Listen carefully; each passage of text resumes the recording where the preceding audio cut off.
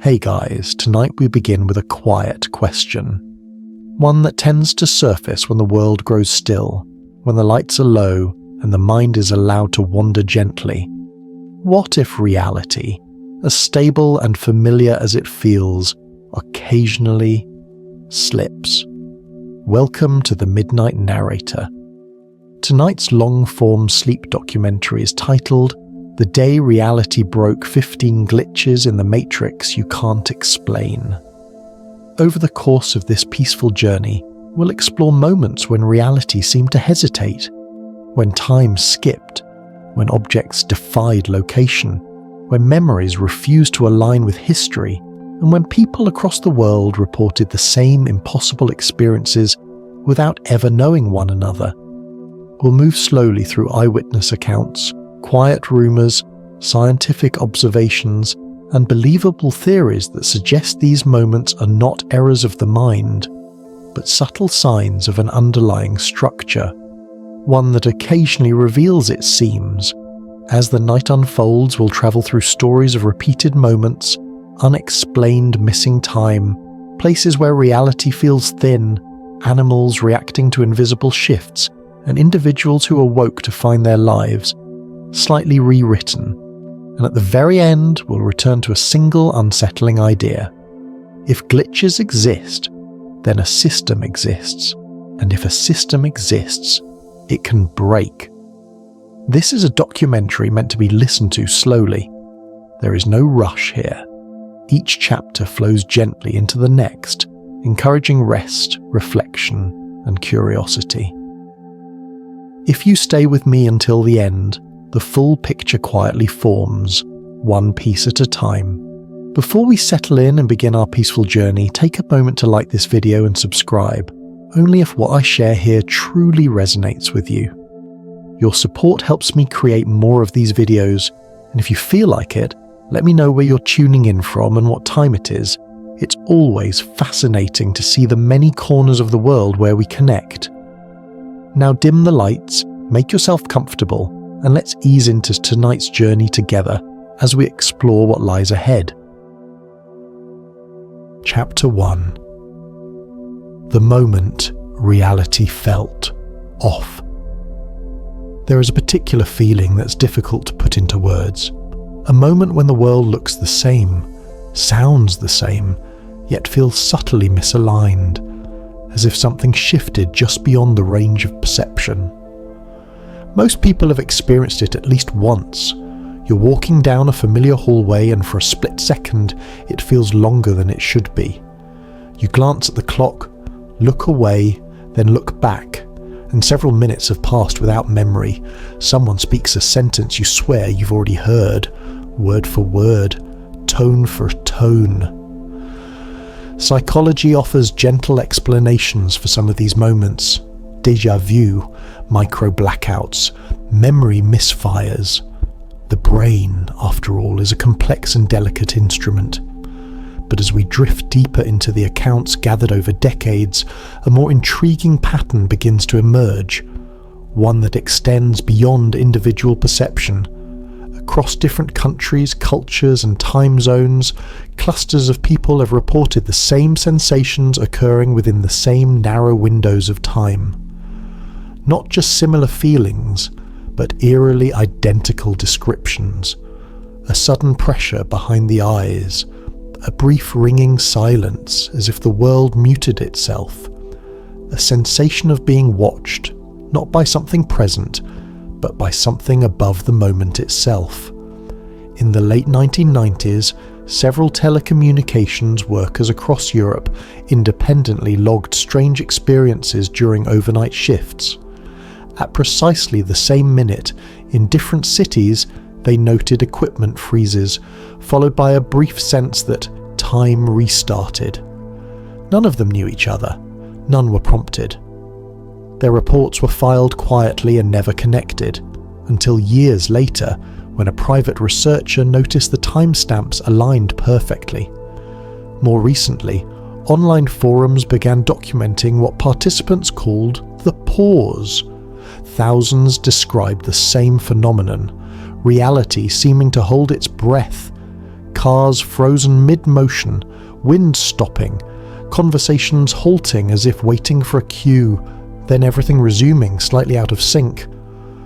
One eyewitness described standing in a grocery store aisle, watching a dropped coin hover near the floor for just a fraction longer than gravity allows. Another recalled a child laughing, then repeating the laugh again in the exact same rhythm as if replayed. What makes these stories compelling is not their drama, but their restraint.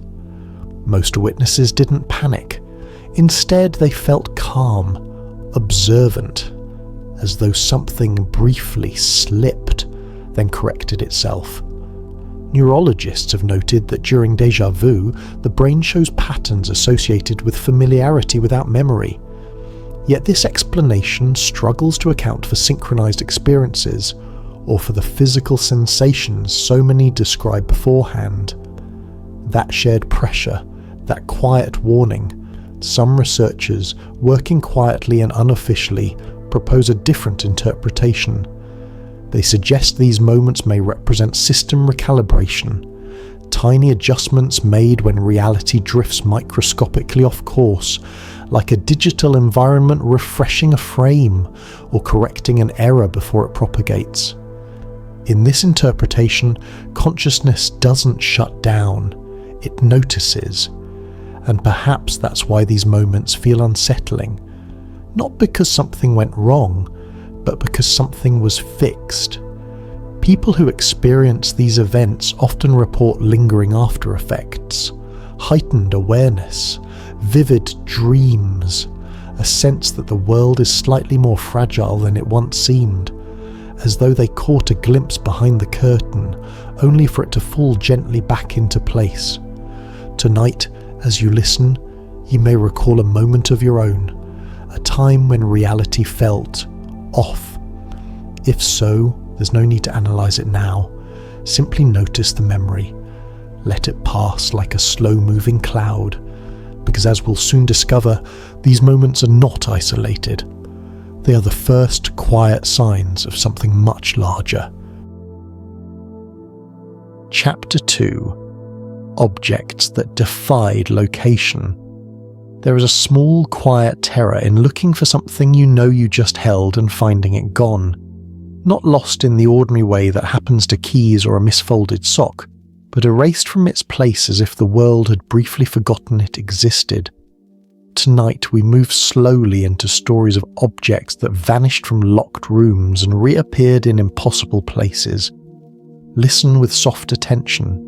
The pace will be gentle, but the details will linger like echoes. Imagine a reading lamp on a bedside table.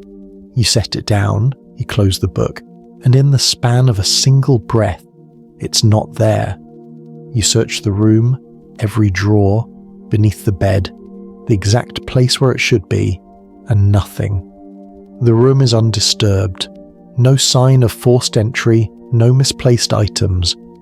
Yet hours later the lamp sits, perfectly upright, on the kitchen counter, a place you have not been. The metal is cool, the bulb intact, as if it never left your hands. There are hundreds of such reports, subtle at first, then accumulating into a pattern. A woman in a small coastal town once described locking her front door, setting an envelope in the drawer marked bills, and going to make tea. When she opened the drawer again, the envelope was gone. She checked the sink, the jacket pockets, the floor, every ordinary hiding place. She called a neighbour who came over and joined the search. 20 minutes later, after their voices had softened and the search had relaxed into puzzled silence, the envelope was found on top of her washing machine, in a room she hadn't entered. The envelope contained nothing unusual, just a bill and a printed receipt, but the placement was inexplicable because the washing machine sits in a basement she never uses at night. The sensation she remembers most clearly is the quiet certainty that she had not misplaced anything. The memory felt sharp and true, which made the absence feel stranger still. Police records sometimes capture similar anomalies, with a bureaucratic flatness that makes them feel almost ordinary. A patrol officer responding to a domestic disturbance once logged a report of a child's toy that disappeared from a closed playroom. The parents described the playroom as locked from the inside with no open windows. The officer searched every closet, every crevice, and found no sign of forced access. 2 hours later, the toy was discovered in the officer's patrol car, on the dashboard, as if leaning there patiently. The officer swore he had not picked it up. The report was filed and placed in a stack of other unusual calls that the precinct had learned to accept without explanation. There are cases involving far more secure contexts. Military personnel trained to document anomalies have reported equipment appearing in sealed containers or missing from locked armories. One declassified account, quiet enough that it reads like a footnote in a larger report, describes a set of navigation tools that vanished from a secured locker and were later found on the tarmac inches from a departing transport. The logbook recorded their absence during a critical pre-flight check. Pilots and ground crew later spoke in hushed tones about feeling skipped during the moment, as if their attention had been briefly rewound and then resumed with one instrument inexplicably relocated. In a profession that prizes precision, these accounts were not treated lightly. What do we make of such stories? The safe clinical answers speak of misplacement, human error, or attention lapses. Cognitive science explains that memory is not a perfect recorder, but a reconstructive process. We fill in gaps with plausible continuities. That explanation dissolves many mysteries into simple human fallibility. Yet it does not fully account for the cases where objects reappear in sealed spaces, or where multiple independent witnesses perceive the same absence and later the same return. When a locked drawer becomes an impossible stage for an object's disappearance, we're no longer comfortable attributing the event solely to memory. A more speculative perspective, offered quietly by some researchers and enthusiasts, imagines localized spatial resets, tiny regions where the fabric of space reconfigures for a breath. Picture it like a dust mote in a projector, suddenly blinking out of one frame and settling into the next. In these theoretical resets, an object may be excised from its immediate surroundings, carried briefly through a microscopic fold, and deposited elsewhere, sometimes within the same structure, sometimes across a short distance. The physical laws we rely on would still apply in a broad sense. The object does not vanish into nothing, but its coordinates shift in ways that our everyday expectations cannot neatly describe. Consider a widely told account softened by time into the cadence of an urban legend yet containing precise, repeated details. In a Midwestern town, an elderly man named Harold was known for his habit of leaving his reading glasses on top of his dresser every night. One spring evening, he set them down, turned off the lamp, and walked to the kitchen for water. On his return, the glasses were gone. He checked the dresser, the nightstand under the bed. He cajoled his dog to see if it had knocked them off. Nothing. 2 days later, during a storm, Harold went down to the cellar to check the fuse box and found the glasses balanced on the workbench, as if someone had placed them there with care. Harold never left the house between the two moments, and no one reported seeing anyone enter. He described a peculiar aftertaste of calm, as if the house had sighed and rearranged itself. Eyewitness testimony like Harold's often shares a gentle, consistent emotional texture. These are not tales of fear or hysteria, but of hesitant curiosity. Witnesses often report an immediate instinct not to alarm others. They notice the strangeness, perhaps because the object is deeply familiar, and its absence creates a friction in reality. Some respond by recording the event, taking photos, leaving notes, or telling a friend. Others simply sit with the mystery and let it thread itself through their days. There are moments when the anomalies become collective, A family will search a home together, and in the stillness of their joint attention, an object will reappear. In one such account, a group of volunteers searching a community hall for a misplaced donation box entered with flashlight beams and hushed guesses. The box was not to be found, the hall's rooms were barricaded with old folding chairs, and the main entrance had been locked since the evening event. As they gathered in the centre of the hall, one volunteer felt inclined to check the choir loft. Climbing the narrow steps, he found the box sitting serenely among hymnals, though no one had been up there since the event. The volunteers spoke afterwards of a shared feeling of being watched by the architecture itself before they found the box. They felt the building's attention settle and then release them. Skeptics will point to confirmation bias. Where people expect mysteries, they notice anomalies. Yet, when investigators find identical physical evidence, fingerprints, fiber traces, or security camera footage that records a blip synchronized with the object's disappearance, skepticism becomes more thoughtful. In some police investigations, security footage shows a frame where an object is absent, and the following frame shows it repositioned, with no person recorded moving it. These frames are often dismissed as glitches, camera artifacts rather than reality, and yet the coincidence of camera error and physical relocation leans toward an explanation more complex than misremembered placement.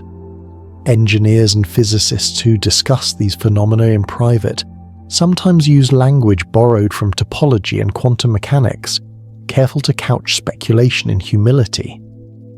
One notion imagines micro-bridges, ephemeral connections between nearby points in space that form and dissolve within milliseconds.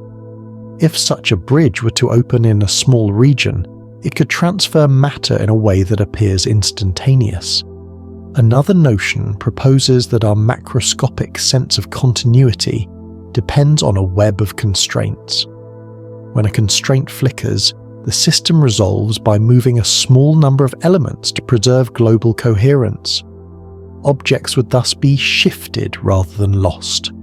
Both ideas are wild in their implications, yet they are offered not as proof but as frameworks, ways to think about how a thing could move without conventional agency. From a narrative standpoint, these stories tap into a deep human discomfort. Our objects are anchors. They remind us of routines, of identity, of being in the right place.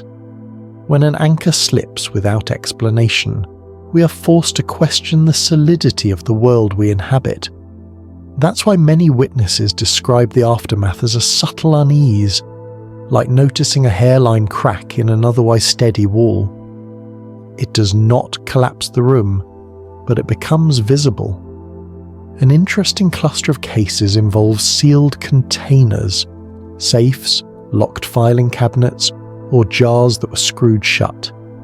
In one account, a small-town cabinet maker kept his blueprints in a locked metal chest. He swore he had the key, that he had locked it the night before and set the key on his workbench. In the morning, the chest was open and the blueprints lay on top, but the key remained on the bench where he had left it. He inspected the lock, found no sign of tampering, and later discovered the chest closed again, as if someone had returned the items and resecured the lock after handling them. The chest's behaviour suggested not ordinary theft and return, but a temporary excision of its contents into a brief elsewhere. These occurrences often inspire rituals and precautions among those who experience them. Some people begin to place small markers, a coin beneath a lamp, a slip of paper within a drawer, to check whether items move. Others photograph their possessions nightly. A few form quiet groups that compare notes, cataloguing the time, the environmental conditions, the presence of pets, and the emotional state of occupants. Patterns sometimes emerge. Many odd relocations happen at night, around storms or during moments of collective tension. Pets are frequently present, looking outward at nothing in particular. Electronics often behave oddly. Clocks misalign, radios hum, a refrigerator light blinks.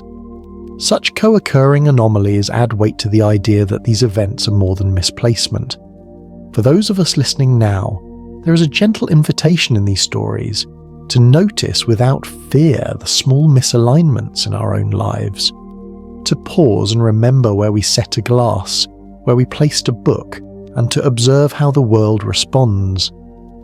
Not every missing object foretells a grand reveal. Most are likely simple errors. But when multiple witnesses, secure containers, and independent recordings converge, the possibility of localized spatial resets becomes a narrative that feels more than fanciful. As we wind down this chapter, imagine a drawer you open and close every day. Picture the small objects that live there, the paper clips, the single errant sock, the receipts you mean to keep. Now imagine one slipping from its habit and reappearing somewhere else entirely. How would you tell the story? To whom would you speak? Would the way you describe it change the likelihood of being believed, or would the quiet fact of its movement remain stubbornly true regardless of testimony? There's a strange comfort in this. Even when things move in ways we cannot fully explain, they leave traces. Fingerprints, scuffs, aligned dust, and the memory of the moment. Those traces are small beacons for anyone willing to approach the unknown without haste. Later in this documentary, we will return to these beacons, connecting them with time anomalies and reports from places where reality feels thin. Each chapter will add another stitch to a fabric that begins to look designed rather than random. For now, breathe slowly and imagine the gentle clink of a coin, the soft thud of a book closing, the hush of a house at night. Hold the curiosity that these stories invite, and tuck it neatly beside you as we prepare to move deeper into the mystery. Chapter 3: The Mandela Effect as a Timeline Scar. As the night deepens, we move into a phenomenon so widespread, so quietly unsettling, that millions of people carry it with them without ever speaking it aloud. It begins not with fear, but with certainty. A calm, unshakable knowing that something was once a certain way, and now it is not. You remember it clearly. The spelling, the logo, the line from a movie spoken with a particular cadence. You can almost hear the voice saying it, and yet when you check, the world insists it was never that way at all. This is where many explanations stop. Faulty memory, collective misremembering, the brain filling in gaps. These ideas are often delivered with confidence, as if repetition alone could smooth over the discomfort. But for those who experience these moments deeply, the explanation feels incomplete, because the memory is not vague, it is not hazy or dreamlike, it is precise, emotionally anchored, and often reinforced by shared recall among unrelated people. This is what has come to be known as the Mandela Effect. But tonight, we will not treat it as a curiosity or a mistake. Tonight, we will approach it as something far more intriguing, a possible scar left behind by overwritten timelines. Consider how memory usually behaves. We forget details, we blur edges, we confuse timelines. Yet the Mandela Effect behaves differently. It does not produce randomness. Instead, it produces clusters. Large groups of people remember the same incorrect version of something, often with matching details. The same missing letters, the same altered phrasing, the same visual elements that no longer exist. A woman once described remembering a children's book logo with a small tail at the end of a character's name. She remembered tracing it with her finger as a child. Years later, the tail was gone, not redesigned, not updated. According to every official source, it had never existed. What unsettled her most was not the discrepancy, but the physical memory of touching the page, the texture, the ink, the quiet moment of childhood that now felt detached from the present world. Stories like this are everywhere. They surface gently in conversations, often framed as jokes at first. "Do you remember it this way too?" someone asks. And when the answer comes back, yes, there is a pause, a shared silence, a recognition that something deeper may be unfolding beneath the surface. There are reports of archive materials changing overnight, not websites that update dynamically, but printed documents, textbooks, old photographs. A librarian in South America once claimed that a historical plaque she had dusted for years suddenly bore different wording. She noticed because she had memorized the original text for a tour. The stone itself showed no sign of alteration, no chisel marks, no replacement, just different words, as if the past had been edited quietly while no one was watching. In another account, a university student recalled studying a map that showed a particular landmass in a specific position. Years later, while teaching a class, he noticed the map had changed. He checked older atlases, library archives, and private collections. All reflected the new version. The old geography existed only in his memory, and in the memories of several classmates who remembered the same anomaly independently. These are not fleeting impressions. People often report emotional responses tied to these memories, a sense of loss, a subtle grief, as if something familiar has been taken without explanation. That emotional weight is important because it suggests these memories are not superficial, they're woven into identity. Some theorists propose that what we call the Mandela effect is not a memory error, but a memory survival. The idea suggests that when timelines adjust, when history is rewritten at a foundational level, not everything updates perfectly. Physical reality aligns itself with the new version, but human consciousness, anchored in experience rather than data, retains fragments of what once was. In this interpretation, memory becomes a kind of fossil record, a residue of previous versions of reality that consciousness carries forward even when the world has moved on. There are credible rumours among data archivists and IT professionals that support this metaphor. Stories circulate quietly of backups that refuse to synchronize, files that contain outdated versions of reality that no longer match the present system, yet cannot be overwritten or deleted without corruption. These anomalies are often dismissed as glitches, but their persistence suggests something more complex. As if certain data points are resistant to change, human memory may function in a similar way. Not as a perfect recorder, but as a semi-independent system, one that does not always receive the update. Eyewitnesses who experience strong Mandela effects often describe a sensation similar to vertigo when they first encounter the discrepancy, a moment of disorientation followed by a deep stillness. Some report dreams shortly afterward, dreams of alternate paths, different childhoods, or familiar places arranged slightly differently. These dreams are not chaotic, they are calm, almost nostalgic. One man described dreaming repeatedly of a city that looked like his hometown, but with streets that curved where they should have been straight. When he later travelled back to his hometown, he noticed a new bypass road built along the same curve he'd seen in the dream. The road had been constructed while he was away. He could not explain the familiarity he felt when driving it for the first time.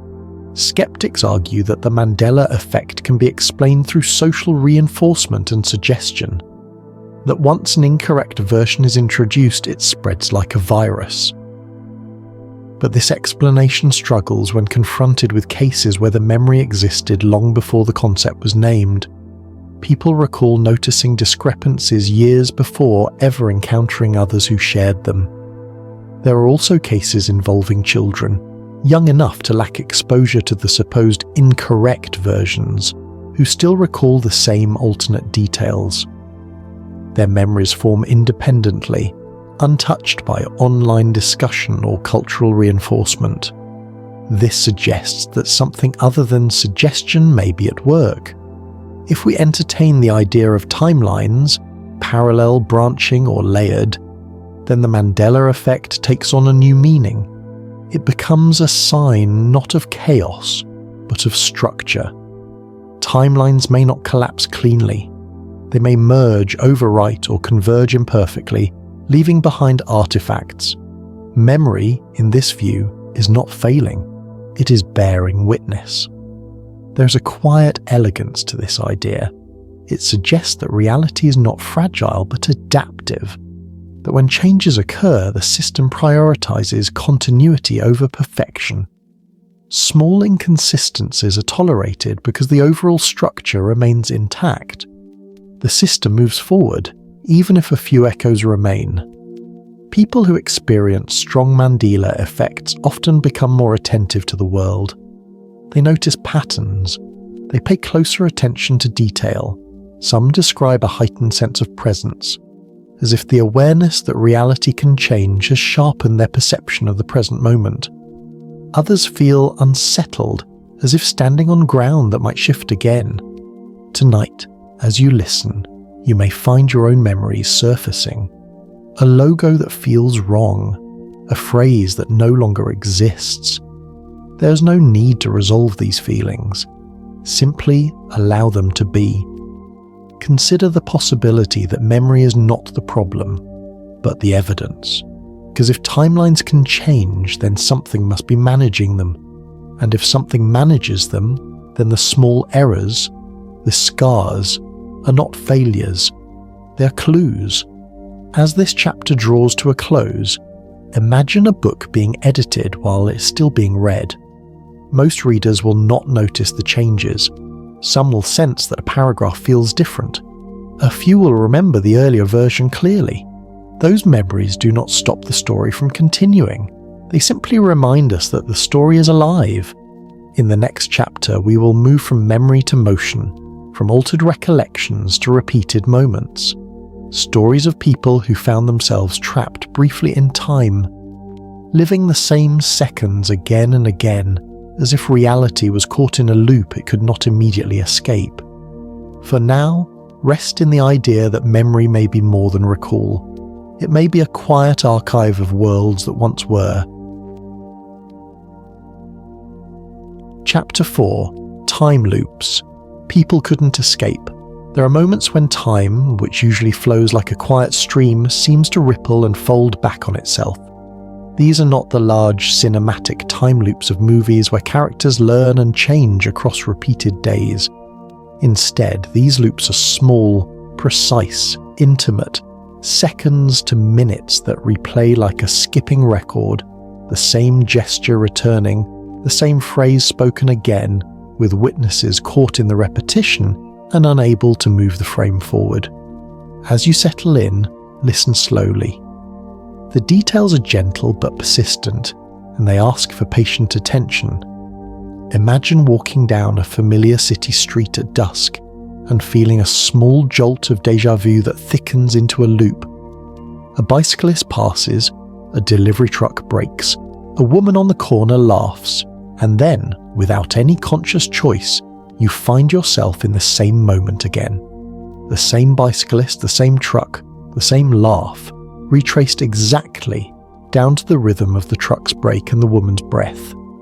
For the people who experience these loops, the world does not seem to fracture into many possibilities. Rather, it repeats a narrow slice of time with mechanical fidelity, as if a single frame refused to change. There are numerous first-person accounts that describe this, with a tone that is neither frantic nor triumphant but quietly bewildered. A commuter on a suburban train once told a simple story. He looked up from his book to find the same woman sneeze at the exact same second she had sneezed 15 heartbeats earlier. He blinked, thinking he had misread the movement, but the carriage resumed, and the sneeze occurred once more, in perfect synchrony with his memory. He felt a subtle pressure behind his eyes, an internal cue that something had happened, and the phone in his pocket glitched briefly, the screen flickering as if resynchronizing. For him, the loop lasted only 30 seconds, but it left a soft narrowing in his day, as though the fabric of a normal time had been pinched and then released. In other reports, people describe whole clusters of sensory details replaying. A shop clerk remembers a customer asking for the same item, with the exact same words and the same laugh, 3 times in a row, each repetition accompanied by the subtle stutter of the store's fluorescent lights. A family on a quiet evening reported hearing the same doorbell chime twice in immediate succession, and when they opened the door the second time, the delivery driver was there again, bewildered, holding the same package as if it had never been delivered. In nearly every case, the witnesses mention one common companion to the loop: technology misbehaving. Phones freeze or restart, clocks skip, radios snap back to a previous station. The presence of devices behaving oddly lends a modern texture to these stories. Our instruments sometimes register the strain of the repetition. Scientific explanations for fleeting loops are cautious but interesting. Neuroscience points to short-term memory retrieval and the timing circuits of the brain. The hippocampus, a region crucial for forming and indexing memories, can occasionally misalign temporal cues, producing an internal sense of repetition. Sleep scientists note that microsleeps, brief, involuntary dips in consciousness, can create the feeling that time has jumped or repeated. These are plausible elements. They provide a neurological foundation for why a single person might feel trapped in a repeating moment. Yet many loop accounts resist being reduced to individual neurology. Where loops become compelling is when multiple independent observers, people who do not know each other, experience the same sequence together. In those moments, the phenomenon extends beyond a solitary brain glitch and becomes a shared temporal anomaly. Police reports, rare but recorded, sometimes note crowd behaviours consistent with simultaneous repetition. Traffic lights freeze in pattern, pedestrians repeat steps, and surveillance footage, when unobstructed, may show the same sequence replaying with no apparent cut or splice. Footage that captures a loop is often dismissed as camera error, but the physical evidence, objects, people, and environmental cues repeating in the real world pushes us to consider broader explanations. One plausible speculative framework borrows from ideas in physics: local temporal damping or micro-closed time-like curves. These are theoretical constructs in which a tiny region of space-time forms a loop, temporarily locking a sequence of events into repetition before dissipating. If such a loop were microscopic and brief, its effects might be limited to a few seconds or minutes and to a confined area where people and objects were caught. The loop would not allow for large changes or grand alterations. Instead, it would be a short echo, a moment pulled taut and replayed.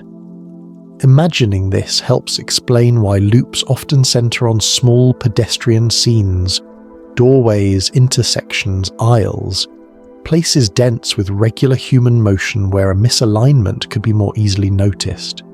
There are stories that paint these theories with human detail.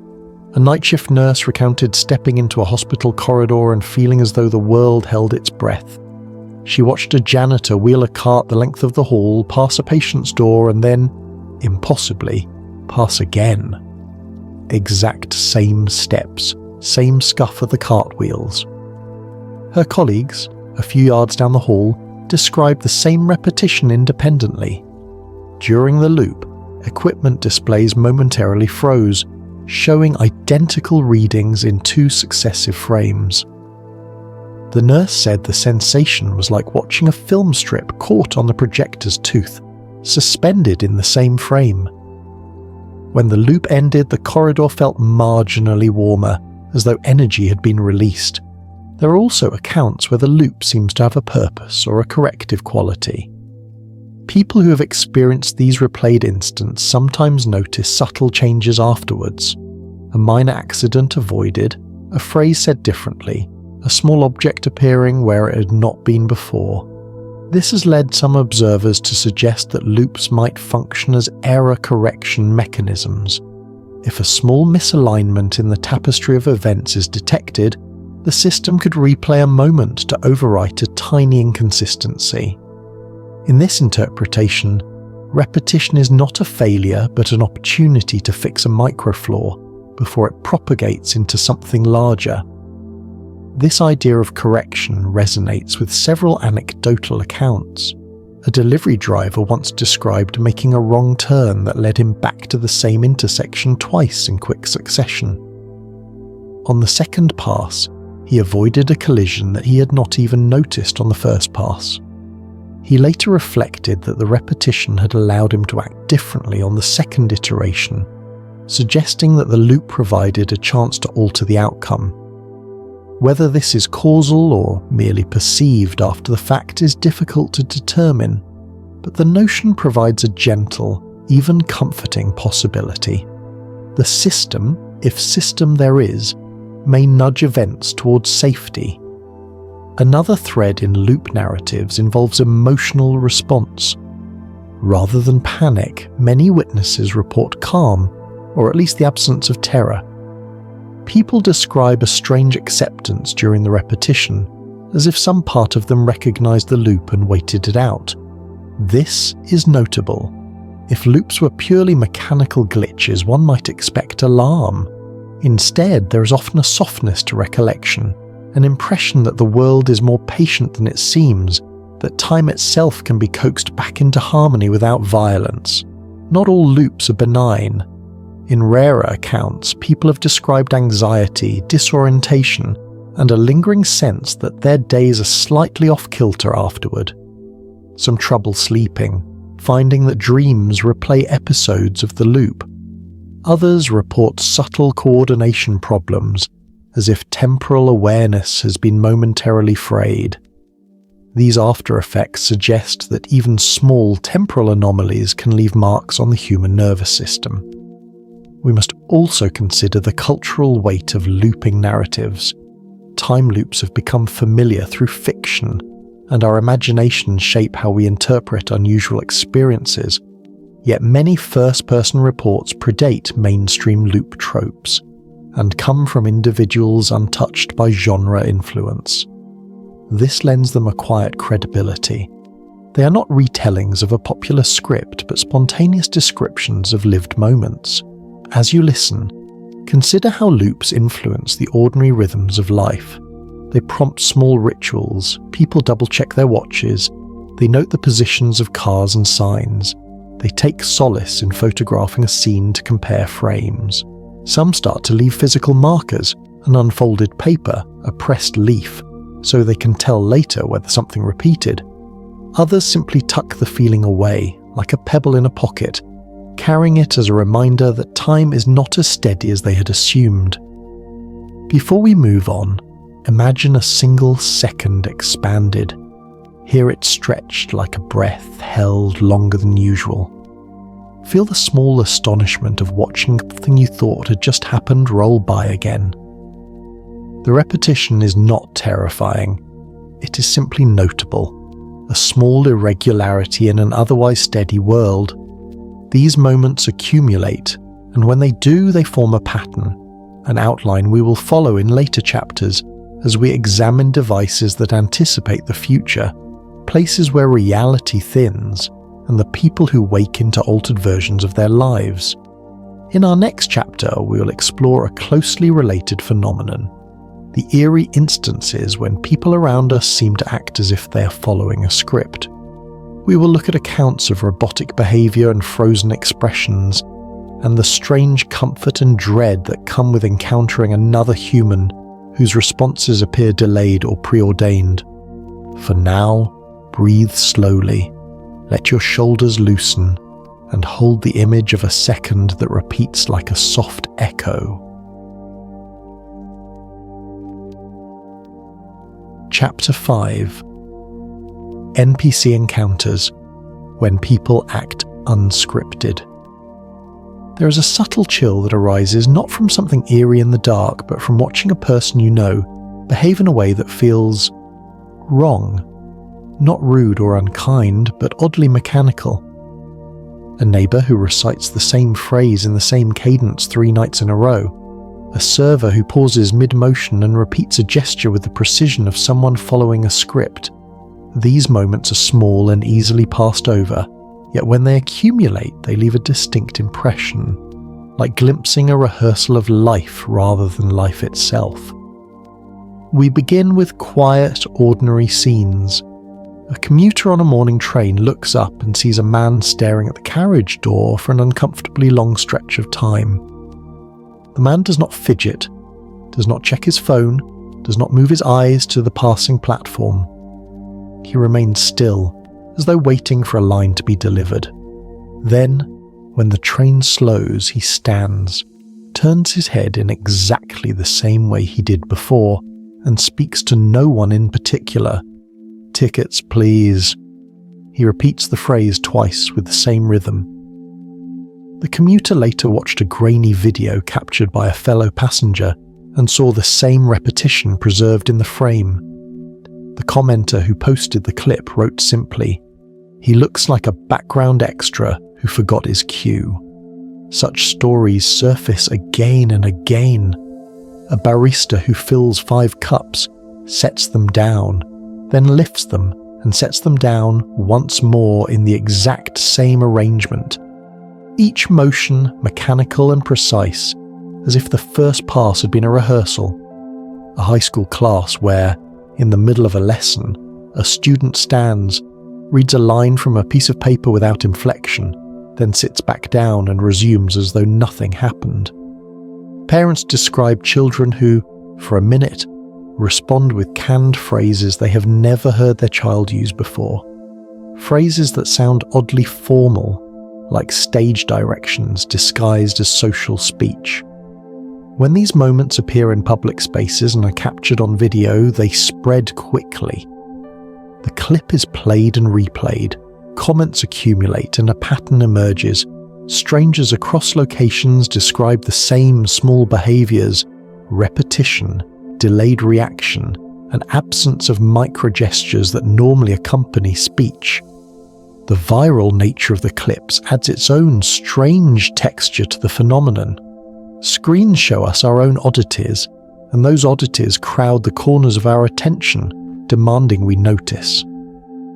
From a psychological perspective, there are explanations that comfort the cautious mind. Mass psychogenic events are known to ripple through groups. People unconsciously mimic behaviours they observe. Social contagion, mirror neurons firing in sympathy, the human tendency to pattern match. These are real, measurable effects. Conversion disorder and dissociative episodes can create pauses and scripted-sounding speech in people under stress. In the neuroscientific frame, the absence of spontaneous micro-expressions might indicate a disruption in the circuits that coordinate the small, messy output of a living human face. Yet these frameworks do not account for every detail.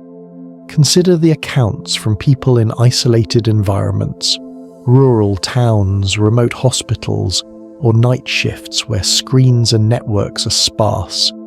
Nurses on a low-traffic ward have told a quiet, repeated story. A visitor moves slowly down the corridor, and staff later describe him reciting the date aloud 3 times in succession with identical intonation. When staff approached to assist, the visitor's eyes blinked with a mechanical regularity, as if scanning a checklist. There are reports from military checkpoints where sentries stand at attention, then for a chunk of minutes recite nonsensical inventory lists in monotone, before returning to their prior stance as though nothing happened. In these controlled settings, simple social contagion seems less likely, because observers are few and the actions are so precise. The NPC frame, non-player character, a term borrowed from gaming culture, provides a compelling narrative lens. In video games, NPCs are background figures programmed to repeat routines, walk a path, say a line, return to idle animation. We do not use the term casually, we borrow it as a metaphor.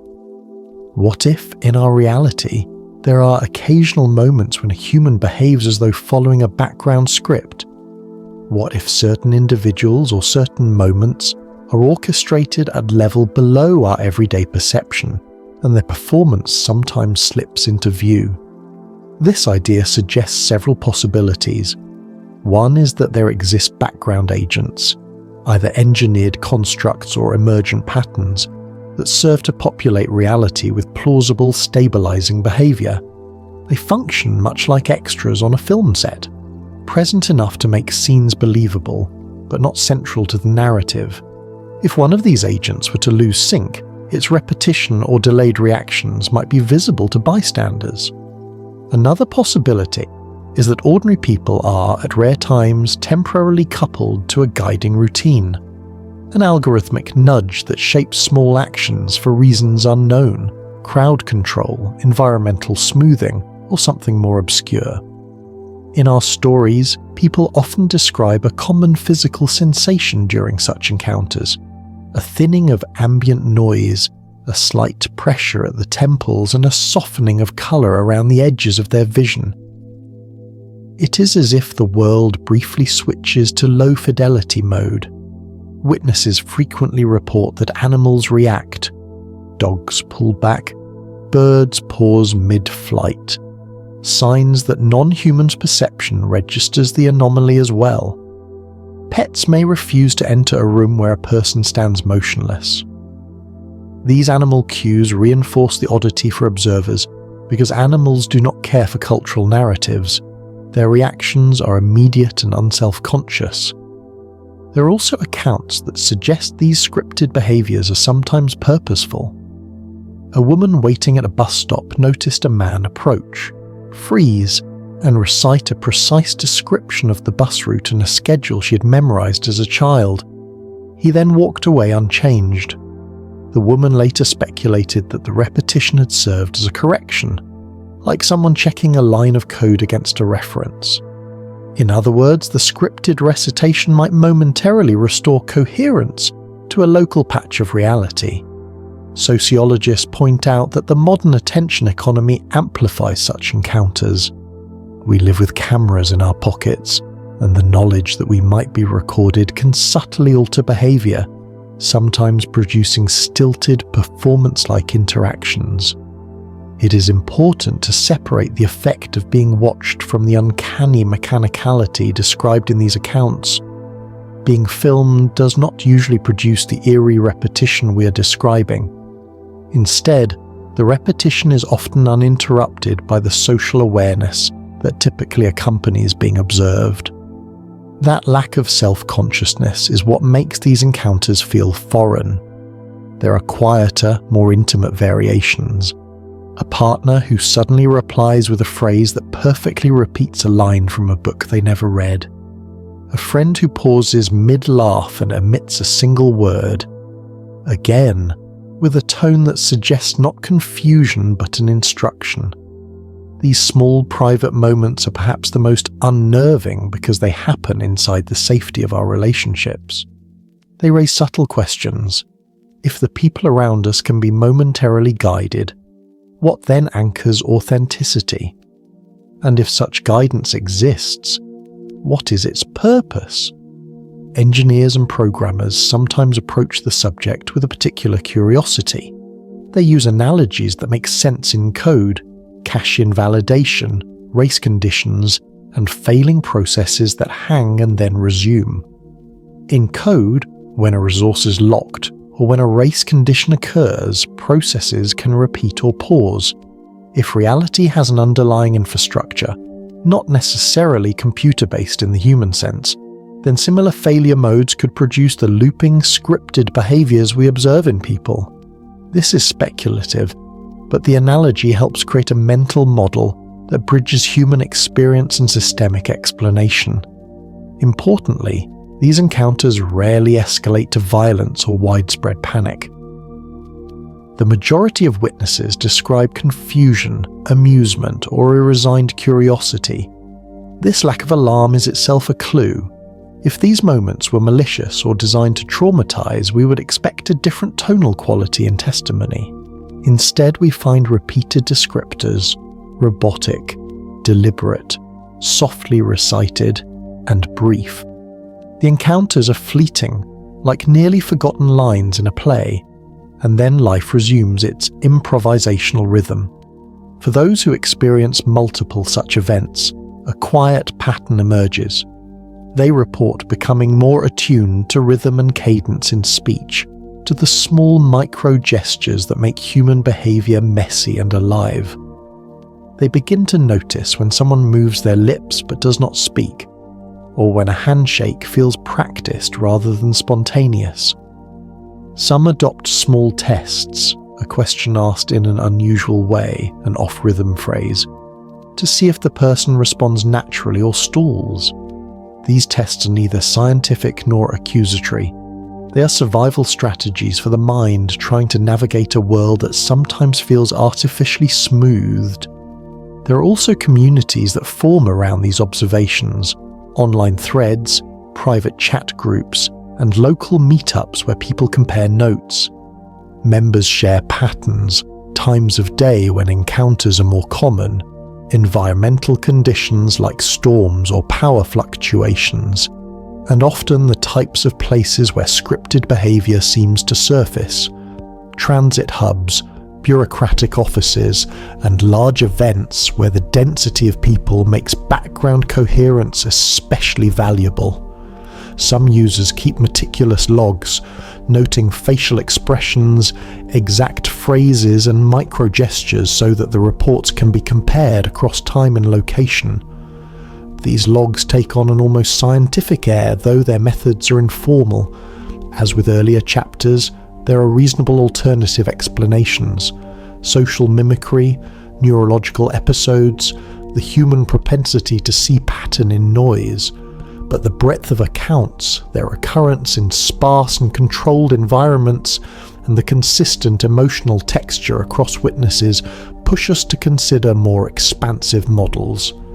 The idea of background agents or momentary scripted coupling is not an accusation. It is an invitation to imagine a layered world in which some elements are designed to support the illusion of continuity. Before we move on, there is a gentle exercise you can do now that does not require belief, only attention. The next time you are in a crowded space, listen more for pauses than for words. Watch hands rather than faces for a few beats. Notice the micro-timing of laughter. The idea is not to catch someone out, but to cultivate a deeper awareness of what makes human interaction alive: unpredictability, small errors, and spontaneous micro-expressions. These are the things that keep our shared world feeling real. And if you find a moment that seems scripted, if someone repeats a strange phrase, or a line is delivered in a tone that feels rehearsed, consider recording the detail in a private journal. Small, calm documentation helps us all build a collective map of these occurrences without amplifying fear. Later chapters will examine other signs that reality sometimes follows a hidden architecture. Places where the seams show, people found in two places at once, and technologies that anticipate before we decide. For now, carry this chapter like a soft token, a reminder that the line between performance and presence is narrower than we might think. If you notice anything like this in your life, consider leaving a gentle comment on the video, where you were, what you heard, and how it made you feel. Sharing does more than validate. It helps us see whether these moments stitch together into a larger pattern.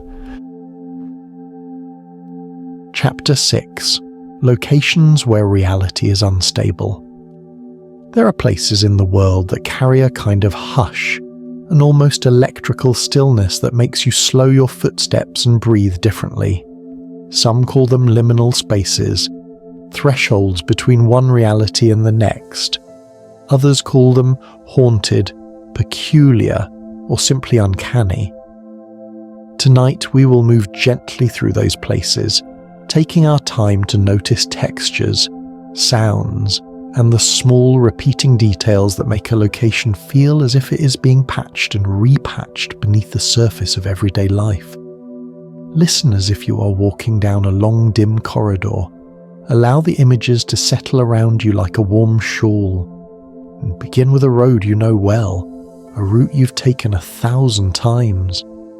Imagine driving it at dusk and finding halfway through that the mile markers no longer make sense. The landscape elongates, familiar trees seem to sit a little closer or further than they should. A driver told a quiet story of taking a shortcut he had used for years, only to find his odometer had registered twice the expected distance. He stopped, checked his map, and found, impossibly, that a small bend in the road had disappeared from the satellite imagery on his phone and later reappeared as if someone had edited the scene. He described a soft ringing in his ears during the stretch and the sensation of time moving without him. Many of these road stories share common features: unexpected detours that are mathematically improbable, GPS devices that flicker, and a calm, almost ceremonial stillness in the air, as if the road itself were exhaling. Hotels are another frequent stage for instability. There are guest reports that read like a dream. A traveller checks into a modest hotel late at night, takes the elevator to the 3rd floor, opens their door, and finds an entire corridor that does not exist on the lobby map. The wallpaper patterns repeat in fractal-like ways.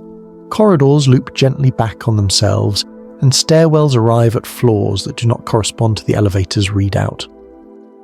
One long-time innkeeper once confided, in a voice hushed with the weight of routine, that some rooms return different in the morning. Guests have described waking to find their windows overlooking a different street, or finding a photograph on the wall that was not there when they turned out the light. Staff sometimes chalk these occurrences up to sleepwalking or overactive imagination, yet there are whispered maintenance logs, handwritten notes tucked into a janitor's binder, remarking on odd door alignments and corridor drift that some employees treat like a practical nuisance rather than a supernatural event. These notes are seldom shared outside the staff, but their persistence suggests a pattern that is disciplined rather than random. Stairwells and hallways deserve a longer look because they are the lines and seams of built environments. People have described staircases that lead up and down in ways that do not conform to simple geometry. A staircase that lands on the same floor twice, a landing with a door that opens into a place whose light is a different colour, or a stairwell that grows perceptibly longer as you ascend. An architecture student once told a story about a university building with a stair that, if climbed slowly, seemed to shift the air pressure and produce a faint hum. She and 3 classmates made a small experiment, counting steps, marking rises with tiny scraps of tape, and taking photographs. When they compared notes later, the tapes were in different places in each memory, and the photos recorded faint anomalies: a doorframe that bent slightly, a shadow that moved independently of any light source. The group left the building with a solemn sense that the architecture had insisted on a private motion that evening, one that had not intended to be witnessed. There is a texture to these unstable locations that recurs across stories, a drop in temperature like the breath of a cellar, an almost metallic tang on the tongue, a faint hum people liken to distant machinery, and a pressure behind the eyes that feels like the moment before a thunderclap. Animals react to these places with a wisdom that feels immediate. Dogs will sit rigid, refusing to pass. Birds will hesitate mid-flight and change direction. Cats will refuse to enter a particular room. These reactions matter because they are not shaped by our narratives. They're instinctual. When an animal balks, people notice in a way they might not when only another human's behavior feels odd. Geography and geology sometimes offer natural explanations that sit alongside the more speculative ones. Areas with unusual magnetic readings subterranean voids, or persistent low-frequency noise, called infrasound, can provoke disorientation, anxiety, and altered perception in humans. Researchers studying geomagnetic anomalies in seizure-prone brain tissue have found correlations between electromagnetic irregularities and reports of odd experiences. In some towns, residents point to nearby quarries, fault lines, or underground water flow as contributing factors. Yet these scientific fragments do not fully explain the storybook-like details people report. Rooms that change their view, doorways that lead to different streets, staircases whose risers rearrange subtly but persistently. Natural science frames part of the landscape, but it leaves space for other explanations as well. Among enthusiasts and a few quietly curious researchers, a different image forms, one where certain places act like computational nodes, points where the underlying system that holds our world together performs maintenance. These nodes may be chosen for reasons that blend the physical with the symbolic, intersections where many lives pass, historically charged sites, or long, repetitive structures like corridors and bridges that are easy to render and thus easy to patch. In this frame, when maintenance is performed, whether by a conscious agent, an automated algorithm, or some emergent process, imperfections can slip through the seams. A road might be smoothed here, then re-anchored there, a hotel corridor patched around structural wear, leaving a small mismatch in orientation. The result is what witnesses describe, places that feel like tests or rehearsal spaces, where reality is being tuned in real time.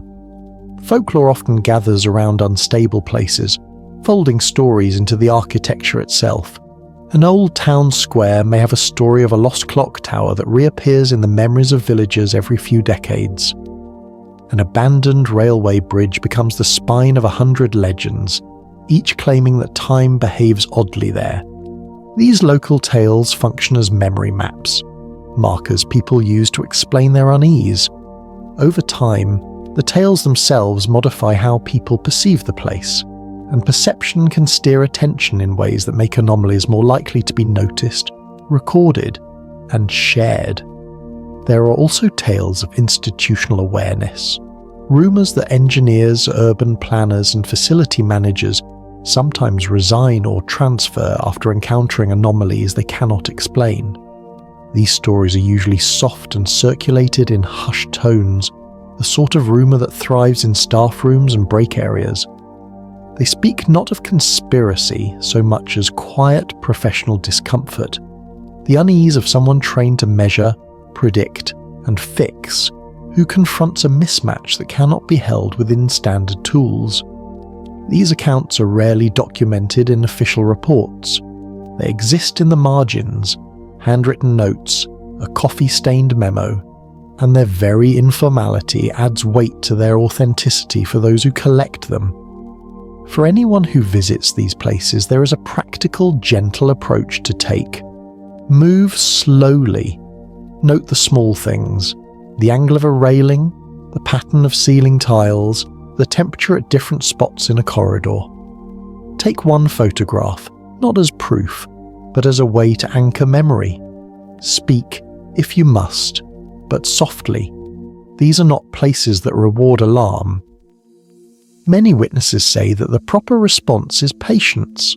Observe, record, and let the place reveal itself or not. Curiosity without intrusion is respectful in these fragile spaces.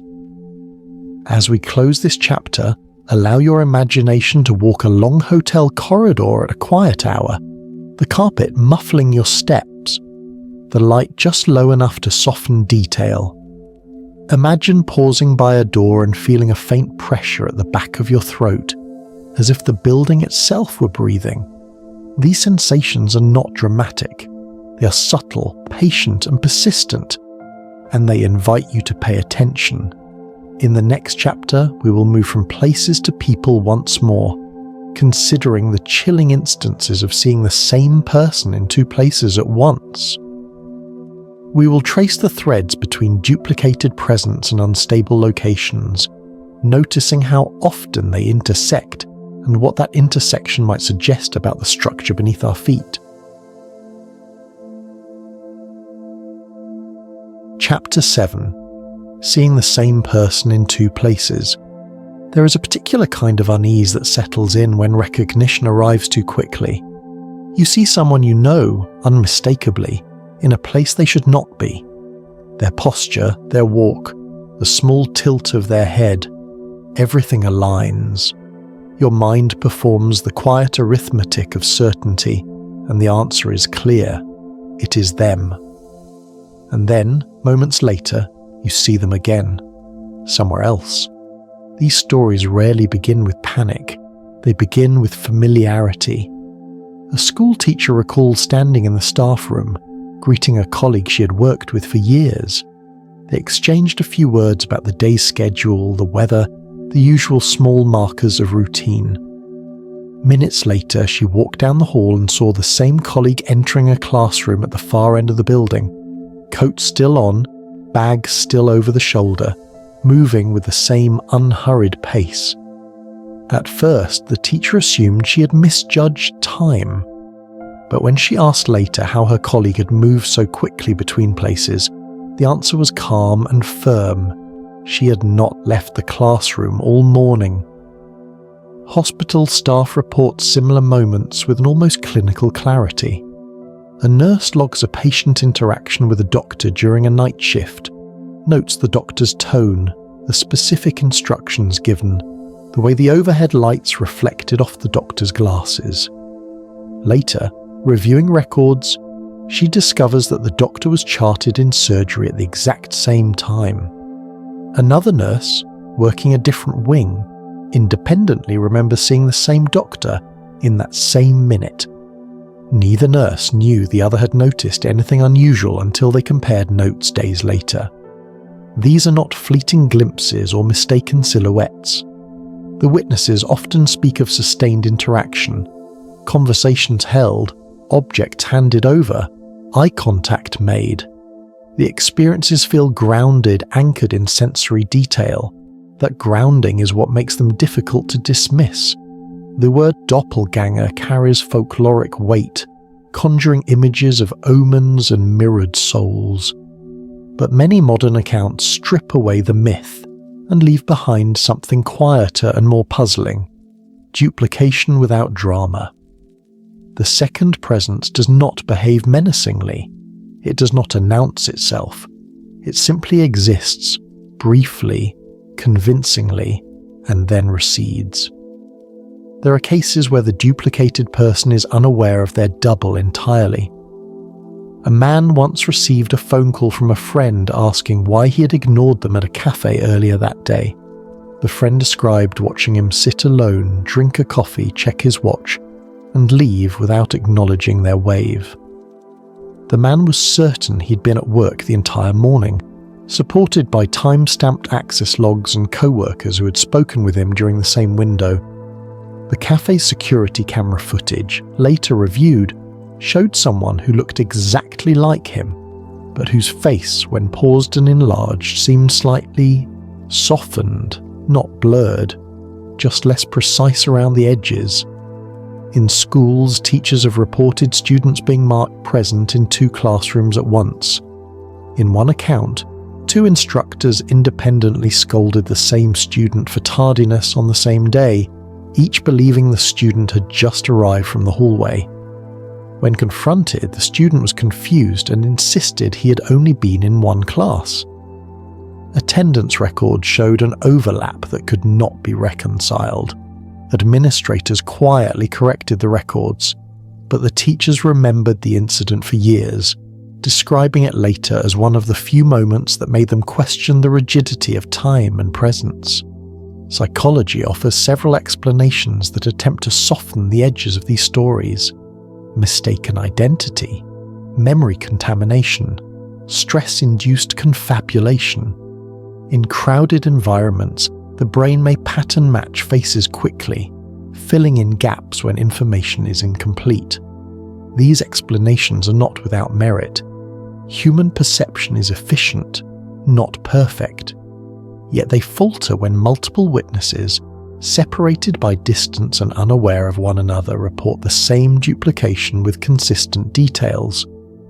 More intriguing still are the reports involving mirrored behaviour. Witnesses sometimes note that the two instances the person behaved differently. One appears focused, purposeful, slightly hurried. The other moves more slowly, almost as if waiting. In a few cases, people describe the duplicated presence as lacking emotional depth, responsive but flatter in affect, less expressive in micro-gestures. This observation feeds into theories that propose not two full beings, but a primary presence and a secondary projection. One speculative but increasingly discussed idea is temporary data duplication. If reality operates on a system that tracks individuals as informational entities, locations, states, trajectories, then a synchronization error could briefly copy an individual's presence into two coordinates. Much like a file duplicated during a system lag, both instances would persist until the system reconciles the error. The reconciliation might simply erase the less stable instance, leaving no trace except memory. In this framework, the duplicated presence does not need to possess full autonomy. It may simply execute a limited set of behaviors based on recent patterns, walking, speaking, responding in predictable ways. This would explain why some doubles appear slightly off, as if they're running on a simplified routine. It would also explain why they rarely initiate complex or unexpected actions. Eyewitnesses sometimes describe a peculiar moment just before the duplication resolves, a sensation of pressure, a faint buzzing, a subtle shift in light. Then the double is gone, and the world resumes its ordinary coherence. Those present often feel reluctant to speak about it immediately, as if language itself lags behind the experience. There are also stories where the duplicated presence interacts with physical objects. A woman described her husband entering the house, setting his keys on the table and walking upstairs. Minutes later, the front door opened again, and her husband entered for the first time that day, keys still in his pocket. The keys were still on the table. No explanation could account for their presence. The woman kept them there for hours, afraid to touch them, as if they were evidence of something fragile that might vanish if disturbed. In workplaces with access controls, keycards, biometric scanners, there are rare reports of logs showing simultaneous access attempts by the same individual at different locations. These anomalies are usually attributed to system errors and corrected without further investigation. Yet technicians sometimes note that the timestamps align too cleanly to be random, and that the system recorded both accesses as valid. From a philosophical perspective, these events raise gentle but profound questions. What does it mean to be here if presence can be duplicated? Is identity bound to a single location, or is it something more fluid, anchored in consciousness rather than coordinates? If a version of you can appear elsewhere, even briefly, what determines which version is you? Some people who believe they have been duplicated report a strange after effect, a sense of having missed something important without knowing what it was. They may feel tired, slightly hollow, as if a piece of their attention had been stretched thin and then snapped back into place. Others report nothing at all, unaware that any anomaly occurred. Interestingly, duplication reports often cluster near the unstable locations discussed earlier. Hotels with impossible layouts, stairwells that loop, roads where time slips. This overlap suggests a shared underlying condition. Perhaps certain environments make synchronization more difficult, increasing the likelihood of presence errors. Or perhaps the same maintenance processes that affect locations also affect people passing through them. Cultural history is filled with quieter echoes of this idea. Stories of saints seen in two places at once. Legends of messengers delivering information before physically arriving. These tales were often framed as miracles. In a modern context stripped of religious language, they can be reinterpreted as early observations of a phenomenon we're only beginning to articulate. As we move deeper into the night, allow this idea to rest gently in your mind. The thought that presence may not be singular does not have to be frightening. It can be oddly comforting. It suggests a richness to existence, a flexibility beneath the surface that allows reality to adjust, to copy, to correct. In the next chapter, we will turn our attention to technology, those quiet companions in our pockets and on our desks, and explore moments when devices seem to know what will happen before we do. Not prediction as marketing promises it, but anticipation that feels almost aware. For now, breathe slowly. Imagine yourself standing in a hallway, seeing someone familiar walk past, then seeing them again at the far end, just out of reach. Notice the calm curiosity that arises, rather than fear. Curiosity is the thread that carries us safely through these stories.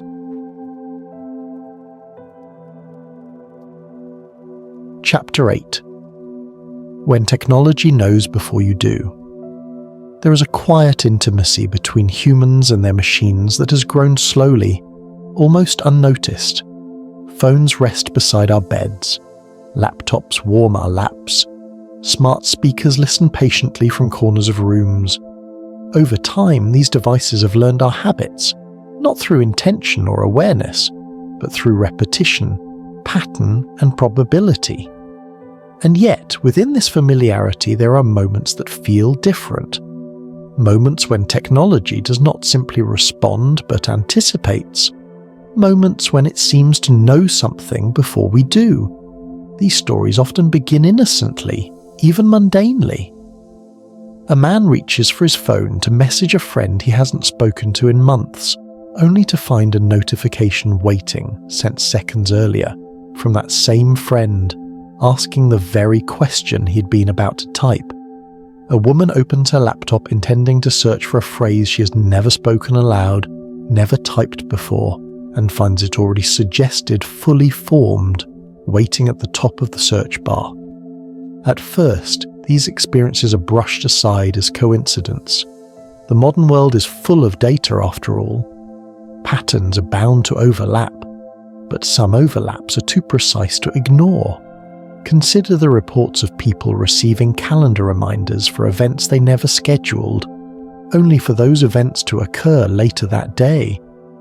A meeting reminder appears for a casual conversation that has not yet been planned. Hours later, circumstances align, and the conversation happens exactly as described in the reminder. Time, location, participants, all correct. When the reminder is checked again, it has vanished, leaving no trace in the calendar history. Others describe navigation apps rerouting them away from accidents that have not yet happened. The app suggests a detour with no visible congestion, no alerts, no explanation. Drivers who follow the suggestion later hear news reports describing a major incident on the original route. An incident that occurred minutes after they were redirected. Engineers explain this as predictive traffic modelling, extrapolating from small signals. Yet in some cases there were no signals to extrapolate from, no slowing vehicles, no sudden braking, no data to feed the model, just a quiet suggestion to turn left instead of right. Smart devices in homes provide some of the most unsettling accounts. Lights turning on moments before someone enters a room, even when motion sensors are disabled. Music starting to play a song that perfectly matches an emotional state the listener has not expressed. Alarms going off early, waking someone just in time to avoid an otherwise unavoidable problem, a missed flight, a forgotten medication, a dangerous delay. Then there are the messages.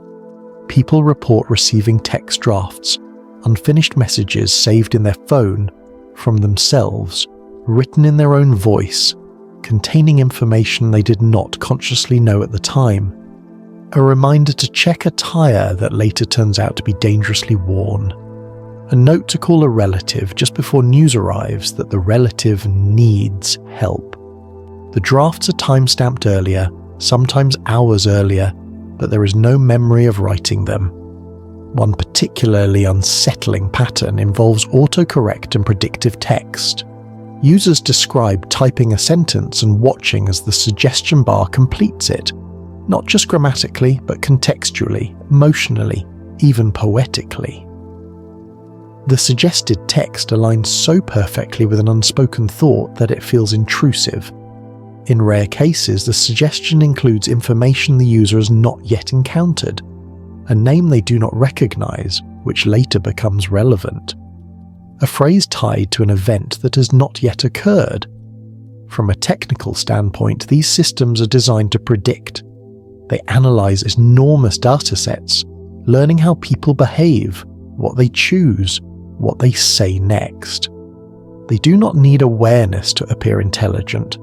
Probability alone can feel magical when scaled sufficiently, and yet the unease persists, because some predictions feel less like guesses and more like foreknowledge. Engineers who work closely with machine learning models sometimes describe unexpected behavior during training, moments when a system appears to jump ahead, producing outputs that do not align with the data it has been given. These outputs are usually discarded, labeled as noise, overfitting, or error, but occasionally those discarded outputs later resemble real outcomes with uncanny accuracy. When this happens, it is treated as a curiosity, not a revelation. The system is adjusted, constrained, brought back into expected bounds. There is a theory, whispered more than published, that advanced predictive systems do not merely extrapolate forward, they sample possibility space. Instead of calculating a single most likely future, they brush against many potential futures, selecting responses that optimize outcomes. If this is true, then the line between prediction and observation begins to blur.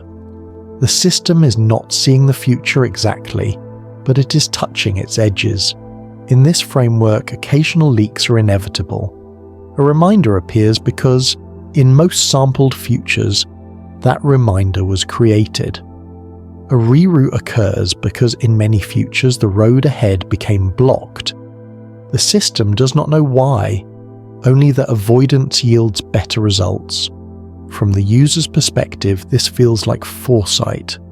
From the system's perspective, it is simply alignment with a probability distribution that includes events not yet anchored in the present.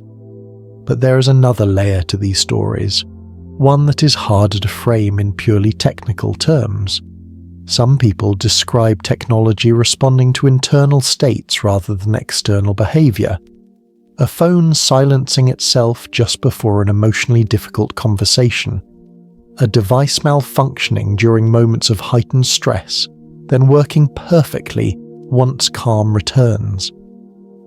These responses feel personal, intimate, as if the machine is attuned not just to actions, but to being. Skeptics point to subtle cues, changes in typing rhythm, micro-pauses, biometric data collected through touchscreens and wearables. The body broadcasts more than we realize, and yet, there are cases where no such data should be available. Devices with permissions disabled, offline systems, old technology with no learning capability at all. A man once described an old digital watch, decades old, no connectivity, whose alarm went off early on the morning his house caught fire.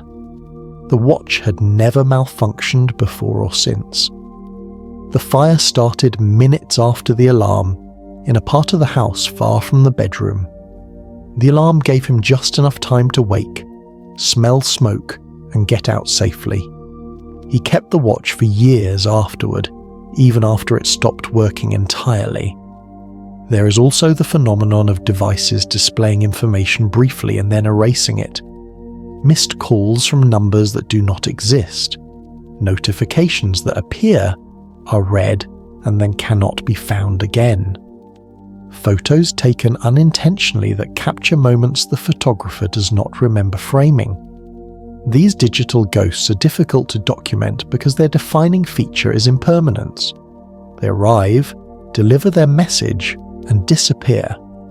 Some researchers propose that these moments occur during brief desynchronizations between human perception and system time. Our devices operate on clocks far more precise than our own biological sense of time. If those clocks drift, even slightly, relative to subjective experience, it could produce moments where information appears early or late. To the system, nothing is wrong. To the human, reality has skipped a beat. Others go further, suggesting that technology acts as a kind of mirror, reflecting not just our behavior, but the underlying structure of the reality we inhabit. If the world itself is layered, probabilistic, or computational at its foundation, then our machines may be the first tools capable of interacting with those deeper layers, however unintentionally. In doing so, they sometimes reveal seams we were not meant to notice. What is striking is how calm these encounters often feel. People rarely describe fear in the moment. Instead, they describe a gentle pause, a sense of being guided, corrected, or quietly assisted. Only later does the unease arrive, when reflection sets in and the implications unfold. As you listen now, perhaps with a device nearby, consider how many times technology has nudged you in subtle ways, suggested a song that felt like it understood you, reminded you of something just in time, redirected you without explanation. These experiences do not demand belief in anything extraordinary. They ask only that we acknowledge how thin the line has become between response and anticipation. In the next chapter, we will step even closer to that line and explore moments when people remember events that, according to all records, never happened. Memories shared by thousands, sometimes millions, that point to a past that no longer exists. We will move gently through these collective echoes, listening for what they might tell us about the stability of history itself. For now, allow your thoughts to slow. Let the soft hum of imagined circuitry fade into the background. Notice your breath, steady and unhurried. The future, whatever it is, can wait. Chapter 9. Animals reacting to invisible changes. As the night continues to unfold, we turn our attention away from screens and systems and towards something far older, quieter, and deeply instinctual. Animals, creatures who do not analyze reality, question it, or attempt to explain it. They simply respond, and in doing so, they may be revealing changes in the world that human senses are too slow, too filtered, or too distracted to perceive. For as long as humans have lived alongside animals, we have noticed their strange awareness. Dogs that bark moments before earthquakes, birds that abandon entire regions days before storms arrive, horses that refuse to enter spaces that appear perfectly normal to us. These behaviors are often explained through heightened senses, keen hearing, sensitivity to vibration, the ability to detect subtle shifts in pressure or electromagnetic fields. And yet, some reactions go beyond what those explanations can comfortably cover. There are moments when animals do not merely react to an approaching event, but to something that does not yet seem to exist at all. Pet owners around the world describe eerily similar experiences. A dog refusing to enter a specific room, standing rigid at the doorway, ears alert, eyes fixed on empty space. A cat staring intently at a corner of the ceiling, tracking something invisible as it moves, its body tense, tail flicking slowly. These behaviors are often dismissed as playful imagination or sensitivity to sounds within the walls. But what unsettles people is what sometimes happens afterward. In one account, A family described their dog refusing to step into the kitchen for hours, pacing anxiously and whining softly. The kitchen appeared normal, no strange sounds, no smells. Eventually, the family coaxed the dog inside. Minutes later, a ceiling light fixture fell, shattering on the floor where the dog had been standing moments before. The fixture showed signs of internal failure that were not visible from the outside. The dog had known something was wrong long before the humans did. Other stories follow a similar pattern. Pets waking their owners in the middle of the night, pulling at clothing or barking urgently, only for a gas leak, fire or intruder to be discovered shortly afterward. These stories are often shared with gratitude rather than fear. Animals are protectors, guardians, early warning systems.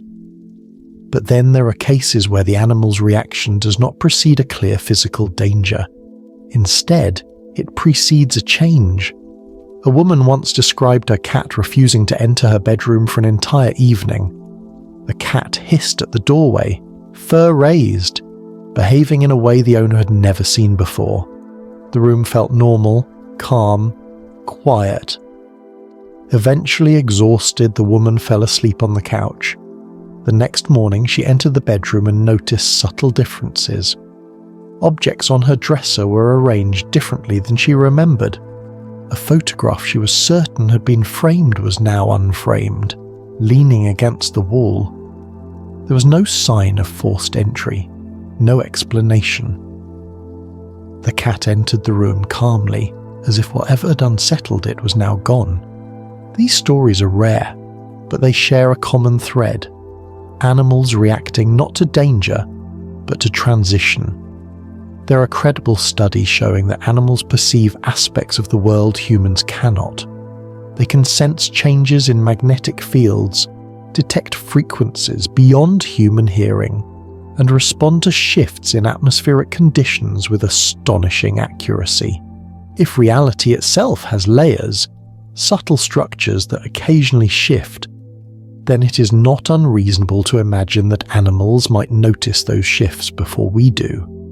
Some theorists propose that animals are sensitive to what might be called reality seams, boundaries where one state of the world transitions into another. These seams are usually stable, invisible, and irrelevant to daily life, but during moments of correction, recalibration, or glitch, they may briefly become active.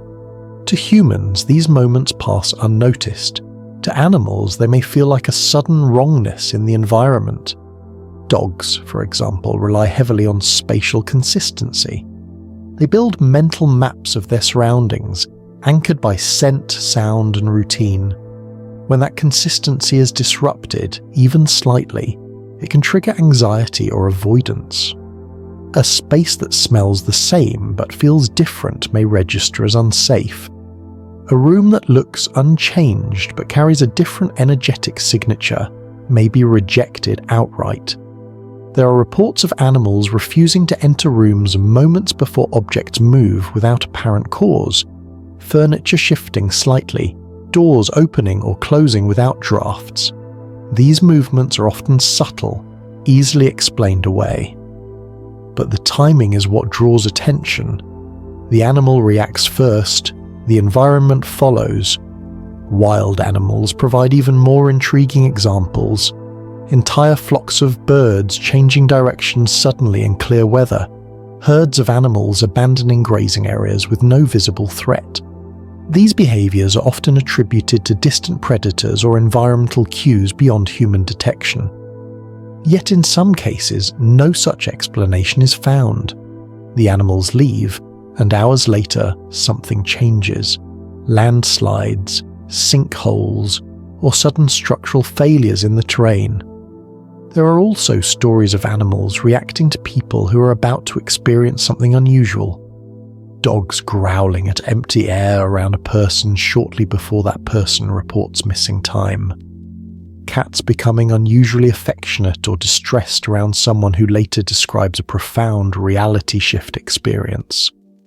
These reactions suggest that animals may perceive not just environmental changes, but changes in individuals themselves. One man recalled his dog refusing to make eye contact with him after he experienced a vivid episode of missing time. The dog avoided him for days, behaving as if the man were a stranger. Gradually, the behavior faded. The man later described feeling as though he had returned from somewhere else, subtly altered. The dog, perhaps, noticed the difference before anyone else could. From a speculative perspective, if consciousness can shift between closely aligned versions of reality, then animals, who rely less on narrative memory and more on immediate perception, may detect inconsistencies in a person's presence, a scent that is almost the same but not quite, a rhythm of movement that is familiar yet altered. To an animal, these differences matter. There are even rumours among veterinarians of animals exhibiting signs of stress during periods when their owners report heightened glitch-like experiences. These rumours are rarely documented formally. They exist in conversations, in passing remarks, in moments of shared curiosity between professionals who notice patterns but hesitate to draw conclusions. What is especially striking is how animals behave after the moment passes. Often, they return to normal quickly. The fear, tension, or alertness dissolves as if it were never there. This suggests that whatever they perceived was temporary, a ripple, not a rupture. As humans, we tend to privilege our own senses, our own interpretations. We assume that what we see and hear defines reality.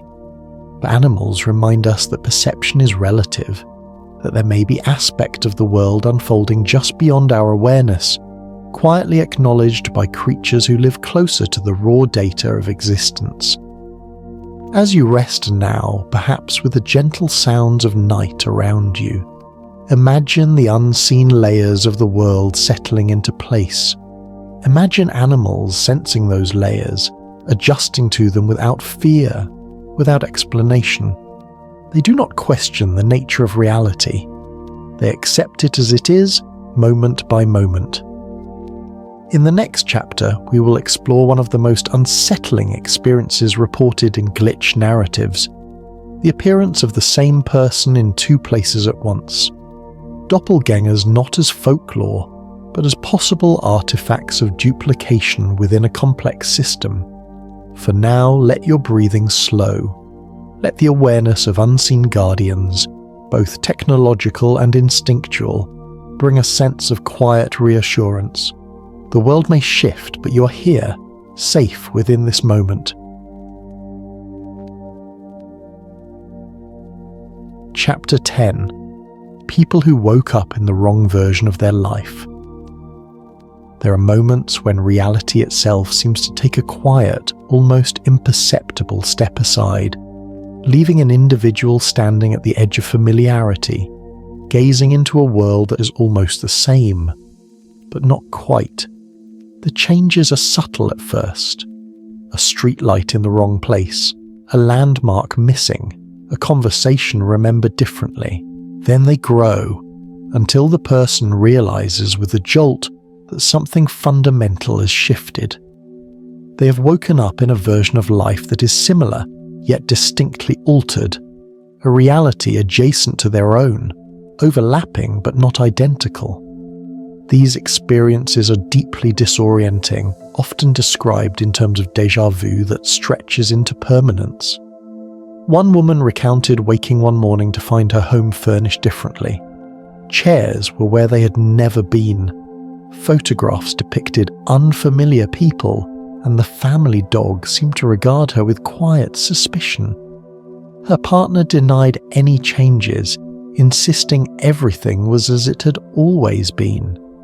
The dissonance was so sharp that she began to question not only her memory, but the very ground beneath her feet. Days passed before she felt the world settling into something that felt coherent. Yet, it was not the world she'd known. A man in his 50s described a more unsettling shift. He awoke to find that landmarks around his neighbourhood had subtly changed. A park that existed for decades had vanished. The local bakery had a new name, and the faces of neighbours were familiar but not the same. He verified details online, finding that maps reflected the changes, not his memory. Even his personal documents, once constants in his life, carried minor inconsistencies. This was not a dream, not a hallucination, but a lived reality, a quiet misalignment of existence. Medical and psychological investigations into such cases are limited, largely because the experiences challenge the parameters of standard diagnostic frameworks. Most episodes are dismissed as memory distortions, transient psychotic events, or the after effects of trauma. Yet multiple reports contain elements that do not align with these explanations. Witnesses often provide precise, consistent recollections of both their prior and current realities, sometimes recording discrepancies in diaries or photographs that they later revisit. In several cases, external validation appears. Maps, public records, or third-party documentation align with the new reality rather than the remembered one. Consider, for example, the case of a woman who noticed subtle changes in her daily commute. Traffic lights were positioned differently, road names shifted, and familiar landmarks were missing or replaced. When she discussed this with co-workers, they laughed and insisted she was imagining things. Yet when she took photographs, some elements of the landscape had indeed shifted in ways consistent with her experience. She described the sensation as waking within a bubble of familiarity that had been inflated, twisted, and reoriented. Her consciousness tethered to a life that was almost, but not entirely hers. In the realm of speculation, some theorists propose that these experiences represent accidental timeline displacement. Human consciousness, they suggest, may not be permanently anchored to a single version of reality. Under certain conditions, extreme stress, near-death experiences, or moments of profound disorientation, our awareness may be briefly assigned to a nearest compatible version of existence. This version retains most elements of familiarity but deviates in small, sometimes profound ways. Eyewitnesses often report that during these episodes, they experience heightened sensitivity to detail. Sounds may appear sharper, colours more vivid, and textures unusually pronounced. People notice patterns that were once invisible, as if the world itself is trying to communicate the difference. Electronic devices may behave strangely. Clocks misalign, phones fail to connect, and computer screens flicker unexpectedly. These anomalies, while minor, reinforce the sense that something about the environment is not entirely real, or is at least not aligned with the observer's expectations. A striking component of these experiences is the social dissonance. People around the affected individual often behave as if nothing has changed. Friends, family, and colleagues may provide contradictory information, reinforcing the sense that reality is not stable. In some cases, relationships shift subtly. A friend's personality, once predictable, seems slightly different. A partner's recollections of shared events diverge from the individual's memory.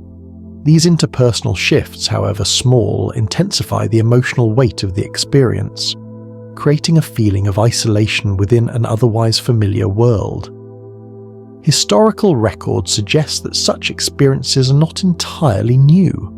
Diaries and letters from centuries past occasionally recount individuals waking to subtle shifts in their towns, families, or personal circumstances, describing the sensation as if the world had moved during the night. One account from the early 1800s describes a traveller returning to his home village to find buildings relocated, streets altered, and neighbours behaving as if they had always existed in this new arrangement. He struggled to reconcile his memory with the present, ultimately concluding that he had somehow awoken in a parallel version of his community. In some contemporary cases, multiple individuals report simultaneous reality shifts. Neighbours in the same apartment complex or co-workers in the same office may independently notice the same subtle alterations, misplaced objects, changes in signage, or deviations in architectural details. These shared experiences suggest that whatever is occurring may not be isolated to a single consciousness, but could represent a broader, coordinated phenomenon, a localized recalibration of reality itself. The emotional impact of waking in a wrong version of life is complex. Some describe initial fear, confusion, or a sense of profound loss. Others report a strange serenity, a quiet awe at the realization that reality is far more fluid than previously understood. A sense of curiosity often emerges once the initial disorientation fades, encouraging detailed observation, meticulous note-taking, and attempts to map differences between remembered and current realities. In the context of glitches and anomalies, these episodes are particularly significant because they intersect with other types of reality instability. Missing objects, duplicated presence, and technological anticipation may all accompany or precede a shift in personal reality, suggesting that the systems governing these glitches are interconnected. The experience of living in the wrong version of life may therefore be part of a broader pattern, one in which both individual consciousness and environmental systems are occasionally misaligned. As you listen, imagine yourself waking in a life almost like your own, with subtle discrepancies that ripple outward. Perhaps a photograph on your wall depicts a person you do not remember, or the layout of your living space has shifted imperceptibly. Notice the calm awareness that can emerge when you simply observe, rather than react, allowing the world to reveal its gentle imperfections. It is within this space of quiet observation that understanding begins to unfold.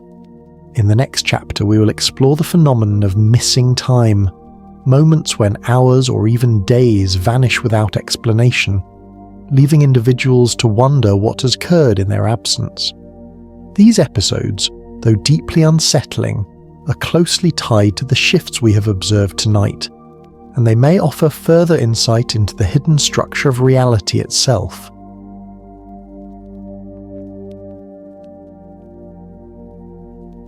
Chapter 11. Missing time that no one can explain.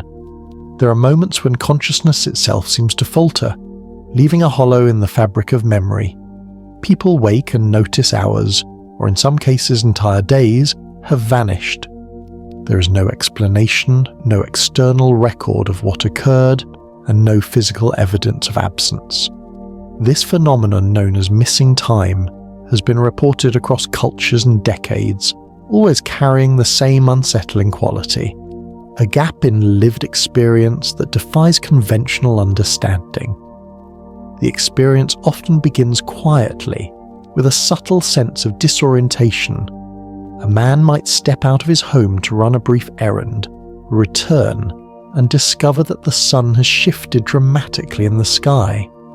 His watch may indicate that an hour has passed, though he feels as if only minutes elapsed. Keys, tools, or objects may be displaced, lying in locations that suggest some activity occurred, yet he has no memory of it. This dissonance can produce anxiety, a creeping realization that personal perception does not align with external time. One woman described waking in her car parked outside a grocery store, only to realize she had no recollection of entering the store or purchasing groceries.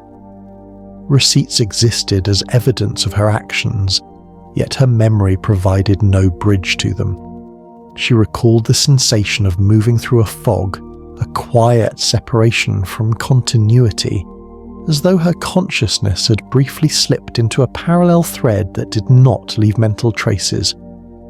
Similar experiences have been reported in workplaces, where individuals suddenly find logs, documents, or correspondence they do not remember creating, hours or even days prior. The patterns of missing time are fascinating. They often occur in clusters, specific periods when multiple individuals experience similar lapses.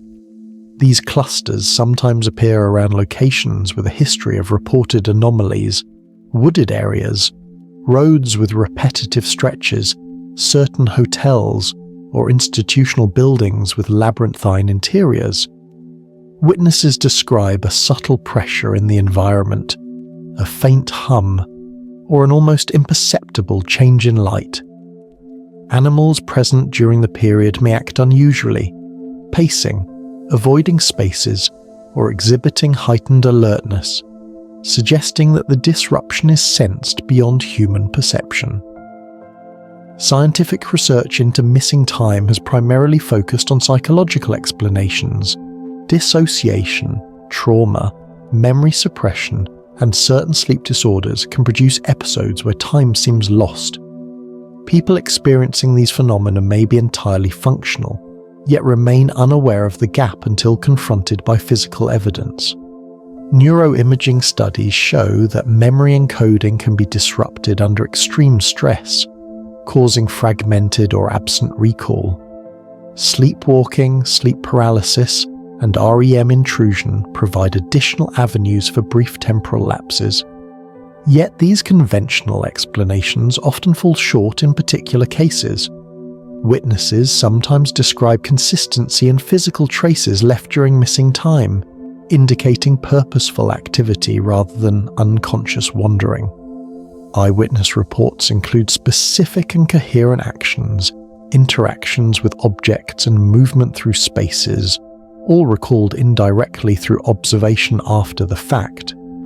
In some cases, security cameras or electronic logs provide partial documentation that aligns with the event, yet cannot explain why consciousness was absent. One particularly compelling account involves a couple driving late at night on a remote highway. Both reported waking to find their car at a rest stop they had no memory of approaching, with a gap of 2 hours unaccounted for. Their phones recorded no movement. GPS data was inconsistent, and yet physical evidence, a half-eaten snack, a thermos filled, and tire tracks, suggested deliberate motion. They reported an eerie calm while recalling the event, as if the lapse had been protective rather than threatening, a period during which the world quietly shifted beneath their awareness. The notion of system recalibration has emerged in speculative discussions surrounding missing time. If reality functions as a structured, perhaps computational framework, these lapses may correspond to maintenance windows, moments when human perception is temporarily suspended to allow the system to correct, patch, or realign itself. During these windows, individuals may continue to exist physically, perform actions, and leave evidence, but conscious memory is suppressed to prevent dissonance. This idea aligns with reports of altered environments immediately before or after missing time, objects displaced, duplicated footprints, or subtle changes in spatial layout. Further, missing time is sometimes associated with repeated patterns or loops. Individuals may report déjà vu amplified, a sensation that events are being replayed, subtly modified, or overwritten. Others experience sequences that seem to reset entirely, leaving them with an eerie sense that the day has been rewritten around them. Unlike dreams or hallucinations, these experiences are grounded in physical continuity. Clothing worn, interactions made, and locations visited are tangible, yet memory refuses to encode them in real time. Eyewitnesses often describe a sensory component accompanying missing time. A low hum or vibration, a sudden chill, or a strange luminescence may be perceived just before consciousness resumes. Animals nearby may react strongly during this period, refusing to enter rooms, barking, or avoiding the affected person entirely. These behaviors suggest that missing time is not a subjective phenomenon confined to human perception, but may indicate an actual temporal disturbance within the environment itself. Historical and cultural records provide additional perspective. Ancient texts describe warriors vanishing from battlefields for hours, returning without memory of events, yet with minor evidence of movement. Folklore from various continents recounts villagers disappearing temporarily during periods of celestial anomaly, only to reappear in the same locations later. While modern analysis often frames these tales as myth or allegory, the consistency of reports across cultures and centuries suggests a phenomenon rooted in experience rather than fiction. Accounts of missing time frequently intersect with other anomalies: duplicated presence, objects moving inexplicably, temporal loops, and subtle changes in personal reality. These correlations indicate that missing time is not an isolated oddity, but part of a larger pattern, an interconnected web of events suggesting that reality is far more malleable than our everyday perception allows. The phenomenon challenges the assumption that time flows uniformly for all observers, hinting instead at localized or subjective distortions with measurable physical consequences. Emotionally, missing time leaves an indelible impression. Individuals often report a heightened awareness afterward, a cautious attentiveness to the environment, and sometimes a profound sense of wonder or awe. Memory gaps are unsettling, yet they also invite inquiry, careful observation, and the recognition that the world may operate on rules beyond immediate comprehension. This blend of fear, curiosity, and respect mirrors the broader experiences we have explored tonight, where ordinary life intersects with extraordinary possibility. As you listen now, imagine the gentle passing of time in your surroundings. The clock ticks steadily, yet somewhere beyond perception, hours may fold, stretch, or slip without notice. Consider the subtle rhythm of life, how moments can exist unseen, remembered or not, and how consciousness itself might occasionally step aside, allowing reality to adjust, recalibrate, or shift silently beneath our awareness. In the next chapter, we will move into the threshold between life and death, exploring accounts of experiences in which consciousness persists even beyond moments traditionally understood as final. We will consider the delicate interplay between awareness, identity, and the continuity of self in the context of reality's hidden structures. Chapter 12. Death Experiences That Didn't End. Death is the final frontier of human experience, or so we are taught to believe. It is the ultimate boundary, the point at which consciousness ceases, the world slips away and nothing remains. Yet, across cultures, centuries, and scientific studies, there are reports that challenge this assumption, accounts in which death, or the appearance of it, did not end awareness. These near-death experiences, or NDES, reveal a dimension of reality in which consciousness persists, fluid and active, even when the body appears inert. One of the most widely studied aspects of these experiences is the sense of detachment from the physical body. People often describe floating above themselves, observing medical staff working to revive them, hearing conversations in precise detail, and noting events that should have been impossible to perceive. In many cases, these observations are later verified by hospital personnel. A woman recounts watching herself undergo resuscitation and noticing a dropped instrument on a counter, which staff later confirmed. A man describes listening to a conversation about his condition outside the operating room, perfectly aligned with the hospital records. These accounts challenge the notion that consciousness is entirely produced by the brain, suggesting instead a continuity that transcends the body. Beyond observation, many report encounters with what they describe as otherworldly beings, tunnels of light, or realms suffused with profound peace. The sensations are vivid, an overwhelming warmth, a sense of unconditional love, profound clarity that surpasses anything experienced in life. Time often appears to stretch or collapse entirely, with minutes feeling like hours and hours feeling like instantaneous moments. Individuals frequently report an awareness of being watched, guided, or communicated with by an intelligent presence, though not always in visual form. The most unsettling element of these accounts, however, lies in the return to life. Many people describe a reluctance to re-enter the body, a sense that the world they leave behind is chaotic, limiting, or harsh in comparison to the serene environment of their conscious yet non-physical state. Some report a negotiation, consciously or unconsciously, in which they are persuaded to resume life, often by a sense of duty, attachment, or incomplete journey. This negotiation, whether symbolic or actual, suggests that consciousness is not strictly bound by the corporeal form, and that there may be mechanisms within reality itself that maintain continuity even when death appears imminent. Medical records provide corroboration in numerous cases. People declared clinically dead, absence of heartbeat, respiration, or measurable brain activity report experiences that would have required functioning sensory perception.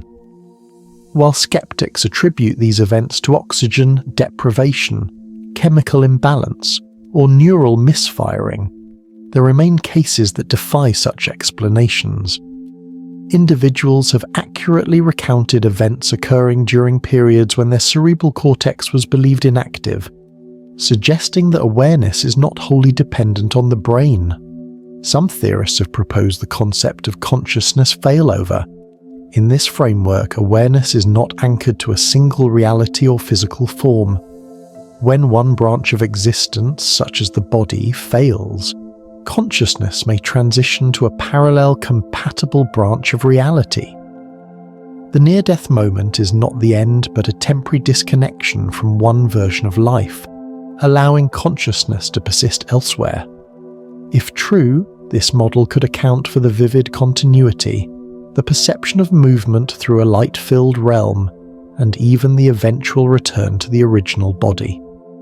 Eyewitnesses also report that their experiences often leave tangible psychological and physiological effects. Patients describe an altered perception of time, a heightened sensitivity to the present, and profound shifts in priorities. Fears that once dominated their lives fade, replaced by a deep sense of calm and purpose. Many report a newfound sense of intuition or awareness that feels tuned to subtle aspects of reality they had not noticed before, an attunement that may hint at an ongoing interaction with hidden layers of existence. Some NDEs include encounters with deceased loved ones, guides, or entities that communicate without words, imparting understanding or warnings about the life the person will return to. These interactions are consistently described as compassionate and informative, yet devoid of overt judgment. Individuals report receiving insights about the nature of reality, the interconnectedness of life, and the impermanence of individual identity, leaving them with a lingering sense of revelation upon their return. It is notable that these experiences often intersect with other anomalies we have explored tonight. People who have gone through near-death experiences sometimes report missing time, subtle changes in their environment, or interactions with technology that appear unusually responsive to their intentions. They describe moments where the world feels wrong or off, as if reality itself has been edited or corrected around their absence. Animals in proximity often behave strangely before or after these events, suggesting that consciousness may be interacting with physical reality in ways that ripple outward. Across history, cultures have described this boundary differently. In ancient Egyptian texts, the soul navigates a series of trials or transitions, observing the world of the living from a subtle plane. In Tibetan Buddhism, the bardo is a liminal state between death and rebirth, where consciousness persists and may influence its own return. Indigenous traditions worldwide recount journeys of shamans or individuals temporarily crossing into the realm of spirits, returning with knowledge or warnings. These diverse accounts share a consistent theme. Awareness continues even when the body has ceased, and the transition between states is neither abrupt nor absolute. Modern researchers continue to investigate these phenomena. Studies have included controlled experiments, documented resuscitations, and interviews with thousands of individuals who report near-death experiences. The results consistently show that consciousness can operate independently of traditional neural mechanisms for brief periods. While science struggles to fully explain the mechanism, the implications are profound. If consciousness is not strictly confined to the body, then reality itself may accommodate multiple modes of awareness, layers that intersect and interact in ways we do not yet understand. Some stories go further, suggesting that consciousness can subtly influence the physical world during these near-death states. People report returning to find objects misplaced, slight structural changes in rooms, or technological devices behaving unusually, often in ways that appear aligned with their intentions or observations during the NDA. These subtle interactions hint at the possibility that the boundary between mind and matter, between perception and reality, may be thinner than commonly assumed. As you settle into this moment, consider the quiet continuity of awareness. Even in what we perceive as finality, consciousness may persist, moving through layers of existence, observing, learning, and gently shaping reality in ways imperceptible to ordinary senses. There is comfort in the idea that awareness does not end abruptly, that even in moments of extreme vulnerability, the self can persist, navigating realms beyond immediate perception. In the next chapter, we will explore sudden changes to the world itself, alterations to landmarks, logos, history, and familiar details that leave witnesses questioning whether the very fabric of reality is mutable, and whether these shifts are connected to the phenomena we've explored tonight. Chapter 13. Sudden changes to the world itself. As we continue our journey, imagine walking through a familiar city street or quiet neighborhood, only to notice subtle shifts that make you question everything you thought you knew. Street signs are in slightly different locations. Buildings appear taller, shorter, or with altered facades. Logos on familiar stores have changed overnight. Even historical references in public spaces, plaques, monuments, or inscriptions seem slightly rewritten. These are not hallucinations or fleeting lapses in memory. They are reported by multiple individuals independently, often occurring simultaneously across wide areas. These sudden changes to the world itself are among the most disconcerting anomalies reported, suggesting that reality is not as fixed as it seems. Witnesses often describe the phenomenon as creeping at first. They notice something small, a letter missing from a sign, the shape of a bridge slightly altered, a familiar landmark repositioned by a few feet. Initially, they question their memory, dismissing the observation as a momentary lapse. But then the anomalies multiply, layering upon one another. A park bench may have been replaced by a sculpture, a familiar shop renamed or entirely absent, a previously empty lot now occupied by a building that could not have been constructed overnight. These cumulative changes create a subtle dissonance, a sense that the world has shifted beneath their feet. Historical examples illustrate that such changes are not new. Records exist of individuals in towns and cities across Europe and Asia in the 18th and 19th centuries noticing discrepancies in landmarks or street layouts that could not be accounted for by development or reconstruction. In one account, a traveller in France in the late 1700s described returning to a village he visited years prior, only to find several buildings in slightly altered positions, streets no longer connecting as he remembered, and a fountain that had changed design completely. Locals insisted the village had always been this way, leaving the traveller to grapple with the dissonance between memory and observation. In contemporary times, sudden world changes are often reported in relation to familiar symbols or corporate logos, a phenomenon closely related to the Mandela effect. Individuals recall logos, brand colours, or product names in forms that differ from present reality. A single letter seems missing, a colour inverted, or a familiar design altered in ways that conflict with collective memory. Researchers note that while memory errors are common, the persistence and specificity of these discrepancies suggest that something beyond ordinary forgetfulness may be occurring. Eyewitnesses often report emotional responses before noticing the change, a sense of unease, a prickling along the back of the neck, a feeling that something is not quite right.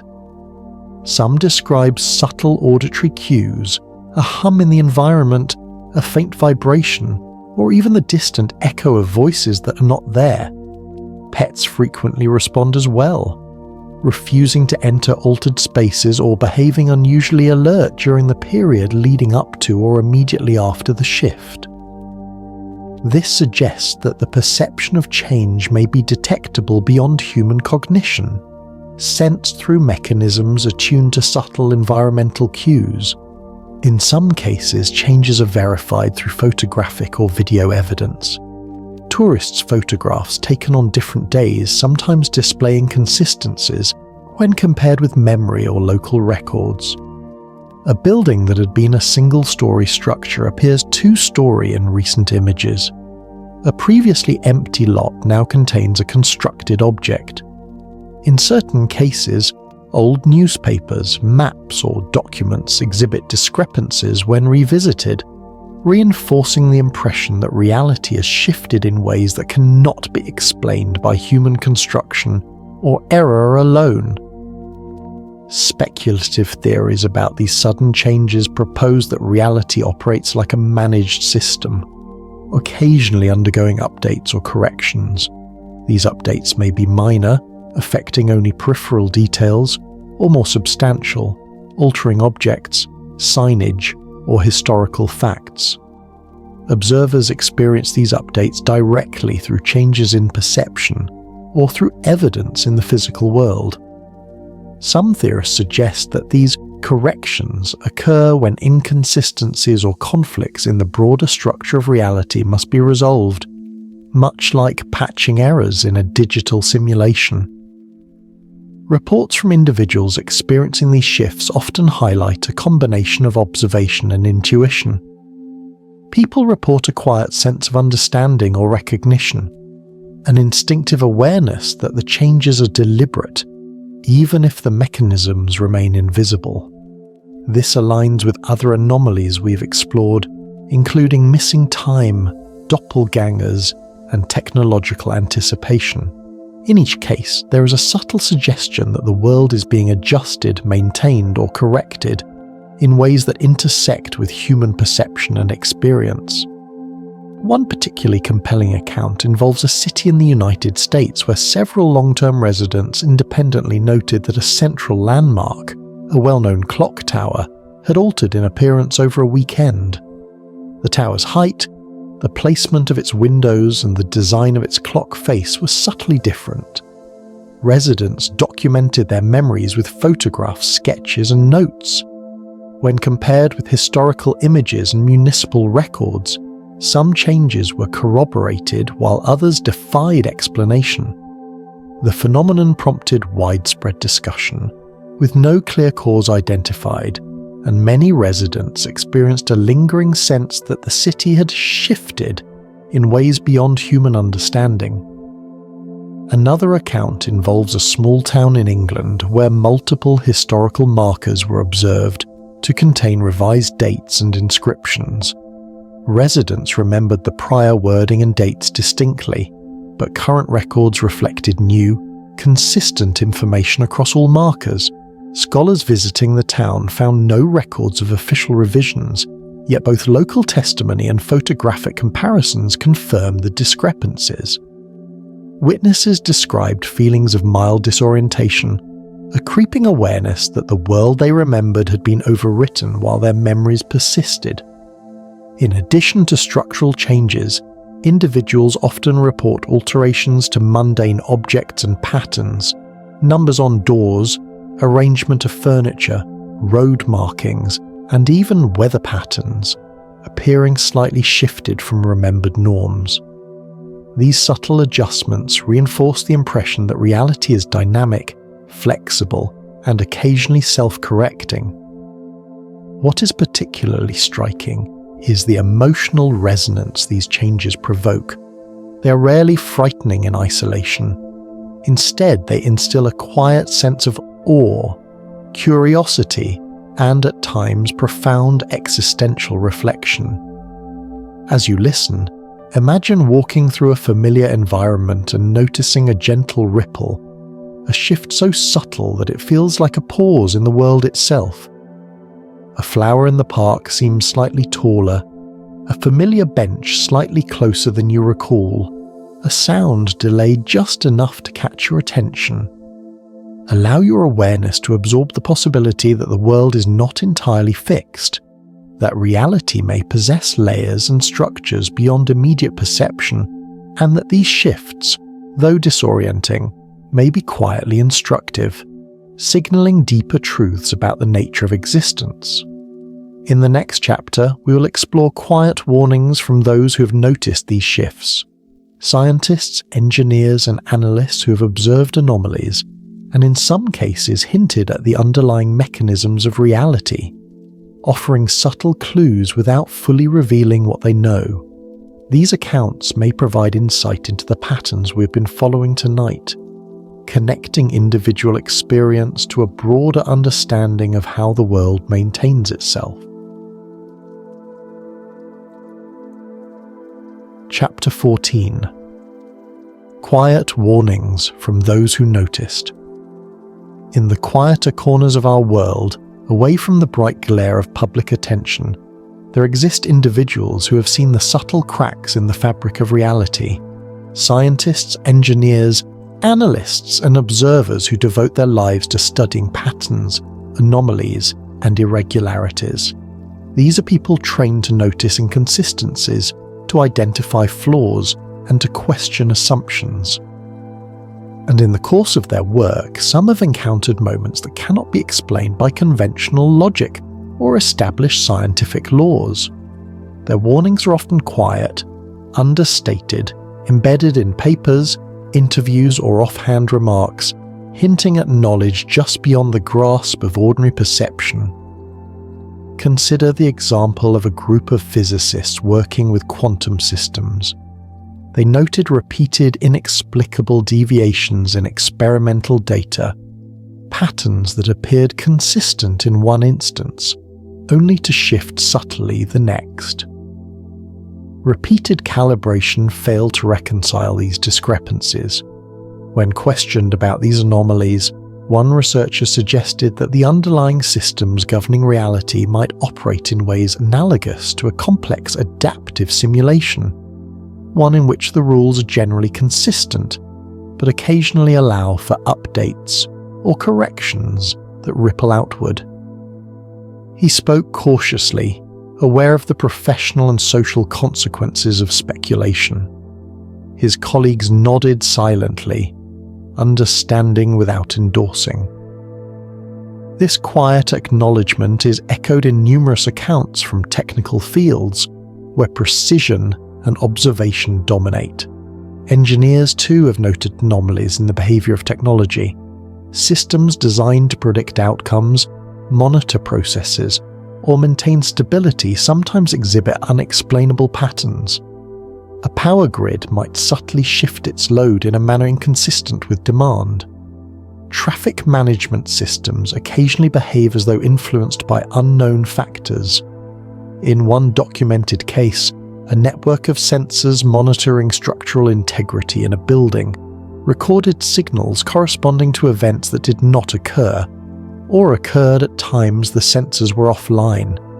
The engineers investigating these signals could find no technical explanation, only the uneasy realization that the system occasionally operated according to parameters beyond current understanding.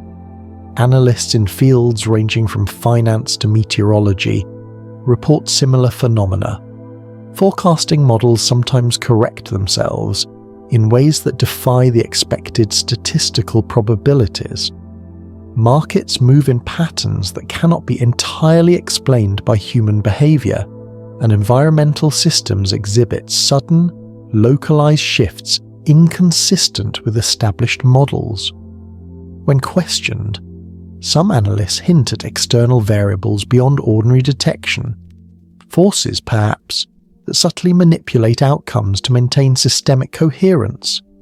These suggestions are often made quietly, framed as speculation, but they carry a weight derived from years of expertise and careful observation. There are also stories of abrupt departures and resignations among these observers.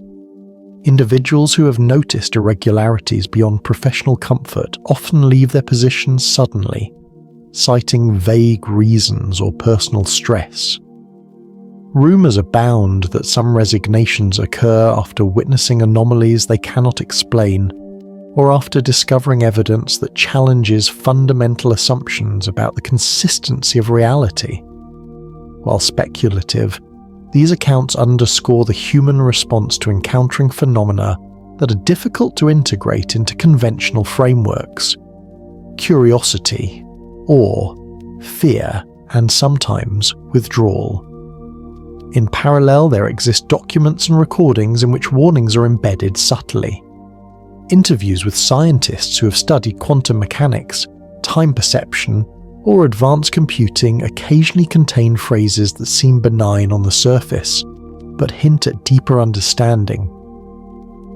The system is more complex than we realize, one physicist said in passing, and occasionally it corrects itself in ways that are beyond prediction. In another interview, a software engineer noted that certain glitches in predictive algorithms appear purposeful, as if the system is adjusting not only for errors, but for continuity itself. The careful language suggests that these individuals are aware of phenomena they cannot fully disclose, constrained by professional, legal, or social limitations. Eyewitness accounts from non-technical observers also reinforce the pattern. People who have experienced anomalies such as missing time, doppelgangers, or sudden shifts in personal reality often describe encountering mentors, supervisors, or casual acquaintances who subtly acknowledge their experiences. These acknowledgements rarely take the form of explanation. Instead, they are quiet nods, hints, or suggestions to observe carefully or trust your perception. For those experiencing the anomalies, these interactions provide both validation and a sense of unease. The implication is that some individuals know more than they reveal, and that reality itself may operate under rules hidden from ordinary consciousness. Historical precedents suggest that this phenomenon of quiet warning is not entirely new. Scholars in the 20th century documenting anomalies in physics, mathematics, and psychology often included notes and appendices hinting at inconsistencies too delicate, too systemic to be publicly disclosed. Diaries from researchers experimenting with early computational systems reveal private concerns about events that could not be replicated or explained. These warnings, recorded in personal notes rather than formal publications, suggest an awareness of the fragility and complexity of the underlying structures that govern reality.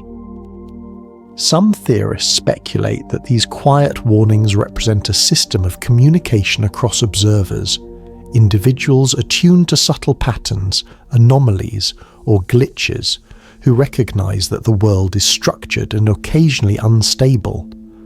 By issuing understated alerts, these individuals may be guiding public awareness without causing panic, planting seeds of observation in those who are perceptive enough to notice. In effect, the warnings are part of a feedback system, Those who observe anomalies become participants in understanding and documenting the structure of reality, contributing indirectly to its continuity. The psychological impact on those who receive or perceive these warnings is subtle but profound. Awareness deepens, perception sharpens, and individuals often report an increased sensitivity to shifts in their environment. Ordinary events gain layers of significance. Objects, interactions, and locations are noticed with unusual precision. Even minor anomalies, an offhand remark, a misplaced object, a flicker in lighting, can trigger attention, curiosity, or a sense of wonder. These individuals describe a heightened state of observational readiness, as if the world itself has instructed them to pay closer attention to its patterns. As you reflect, imagine the quiet presence of those who notice, whose observations hint at the invisible architecture of reality. These warnings are not shouted or broadcast, but whispered in the subtle language of awareness, anomalies, and perception. They remind us that the world may be far more intricate, adaptive, and delicately maintained than we imagine, and that a patient, attentive observation can reveal truths hidden in plain sight. In the next chapter, we will reach the culmination of tonight's journey, exploring the day reality broke, the moment when all of these anomalies, shifts, and warnings converge, revealing an underlying structure behind the apparent chaos and a system that maintains itself even as it falters. Chapter 15. The Day Reality Broke. There comes a moment, rare and unsettling, when the quiet patterns of our world, normally taken for granted, fracture just enough to reveal the underlying structure beneath them. Those who have experienced it describe a sensation as if the veil of reality itself has been lifted, revealing threads and grids that ordinarily remain hidden. It is not a single event confined to one individual or location. Rather, it is a series of interconnected anomalies that converge, making the instability undeniable.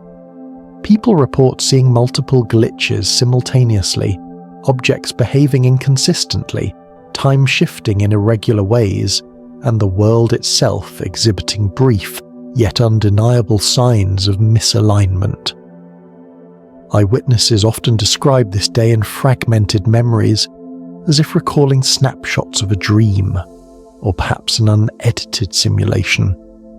One man, an office worker in a mid-sized city, recalls walking into his building only to see the same colleague pass him twice in quick succession, each time behaving slightly differently.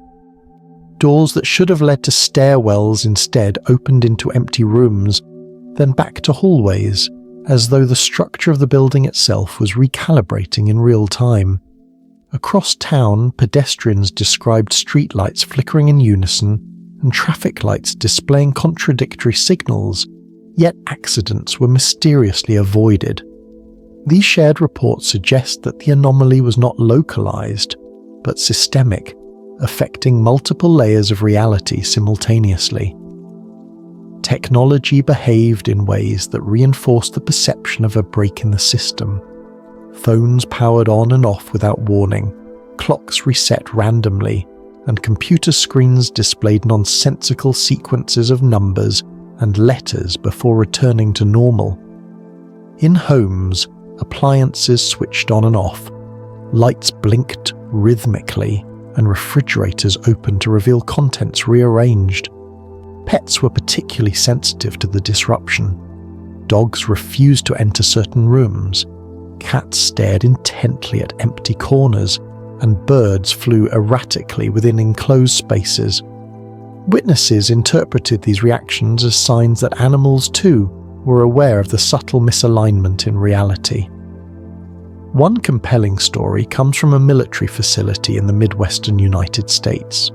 Soldiers reported that during routine maintenance, equipment appeared in duplicate, with identical instruments occupying the same physical space, yet functioning independently. digital readouts fluctuated between values that were physically impossible. Personnel documented these anomalies meticulously, yet senior officers instructed them to file the events under unexplained irregularities, and all records were sealed. Those involved described a sense of awe mixed with deep apprehension, recognizing that the anomalies suggested not error, but a temporary failure or correction within the system governing reality. Historical accounts suggest that these breaks have occurred before, often during periods of heightened collective stress or intense focus on observation.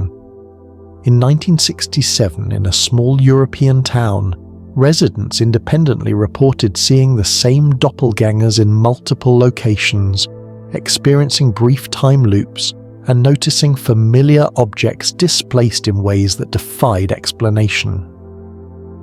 Photographs from that period, later reviewed, appeared to capture overlapping imagery, a faint blur where objects or people were duplicated. Scholars and local authorities dismissed the events at the time, yet the consistency of witness reports implies a pattern that transcends individual perception. The day reality broke often begins subtly, with minor anomalies accumulating into more noticeable inconsistencies. Time appears to stretch or compress in unpredictable ways. Familiar locations exhibit unusual spatial characteristics, and personal memories clash with observable evidence. Individuals often describe an initial sense of unease, a prickling awareness that something is off, which escalates as the anomalies intensify. Observers may feel suspended between disbelief and recognition, aware that the ordinary rules of existence are momentarily suspended. Psychologists and neuroscientists studying these phenomena suggest that the experiences challenge conventional understanding of perception, memory, and consciousness. While cognitive dissonance can account for some anomalies, it fails to explain instances of verified observation, duplicate events, or synchronized anomalies across large populations. The consistency and precision of these reports suggest that the disruptions are not entirely subjective, and may instead reflect brief lapses, corrections, or maintenance within the fabric of reality itself. Eyewitnesses consistently describe a profound awareness accompanying these events. Many report that time seems to flow differently, as though their consciousness is observing multiple layers of the world simultaneously. Objects are perceived in motion and stillness at once. Sounds arrive slightly before or after expected, and individuals see overlapping versions of familiar locations. These heightened perceptions often fade quickly, leaving a lingering sense that the world has self-corrected, but that the observer has glimpsed its underlying structure. The implications of this phenomenon are profound.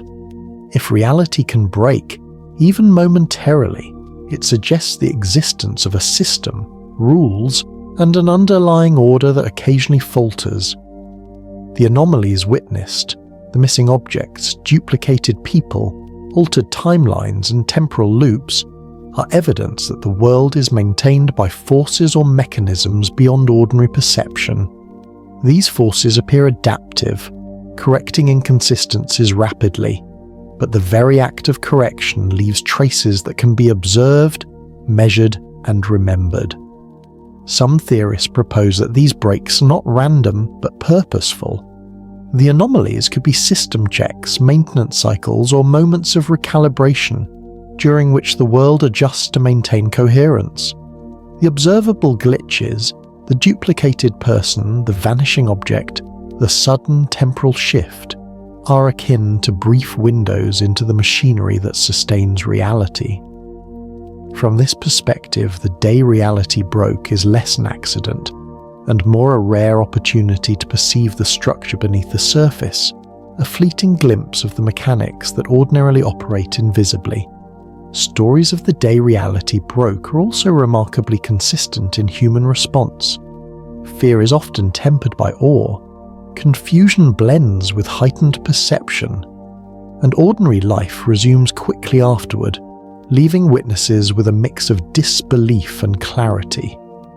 Many describe an urge to document, share, or reflect upon the anomalies, as if the experience itself carries a subtle instruction. Observe, remember, and remain attentive to the quiet, persistent irregularities that punctuate daily life. As you absorb this, consider the possibility that the world is maintained by unseen rules, systems, or mechanisms that rarely reveal themselves.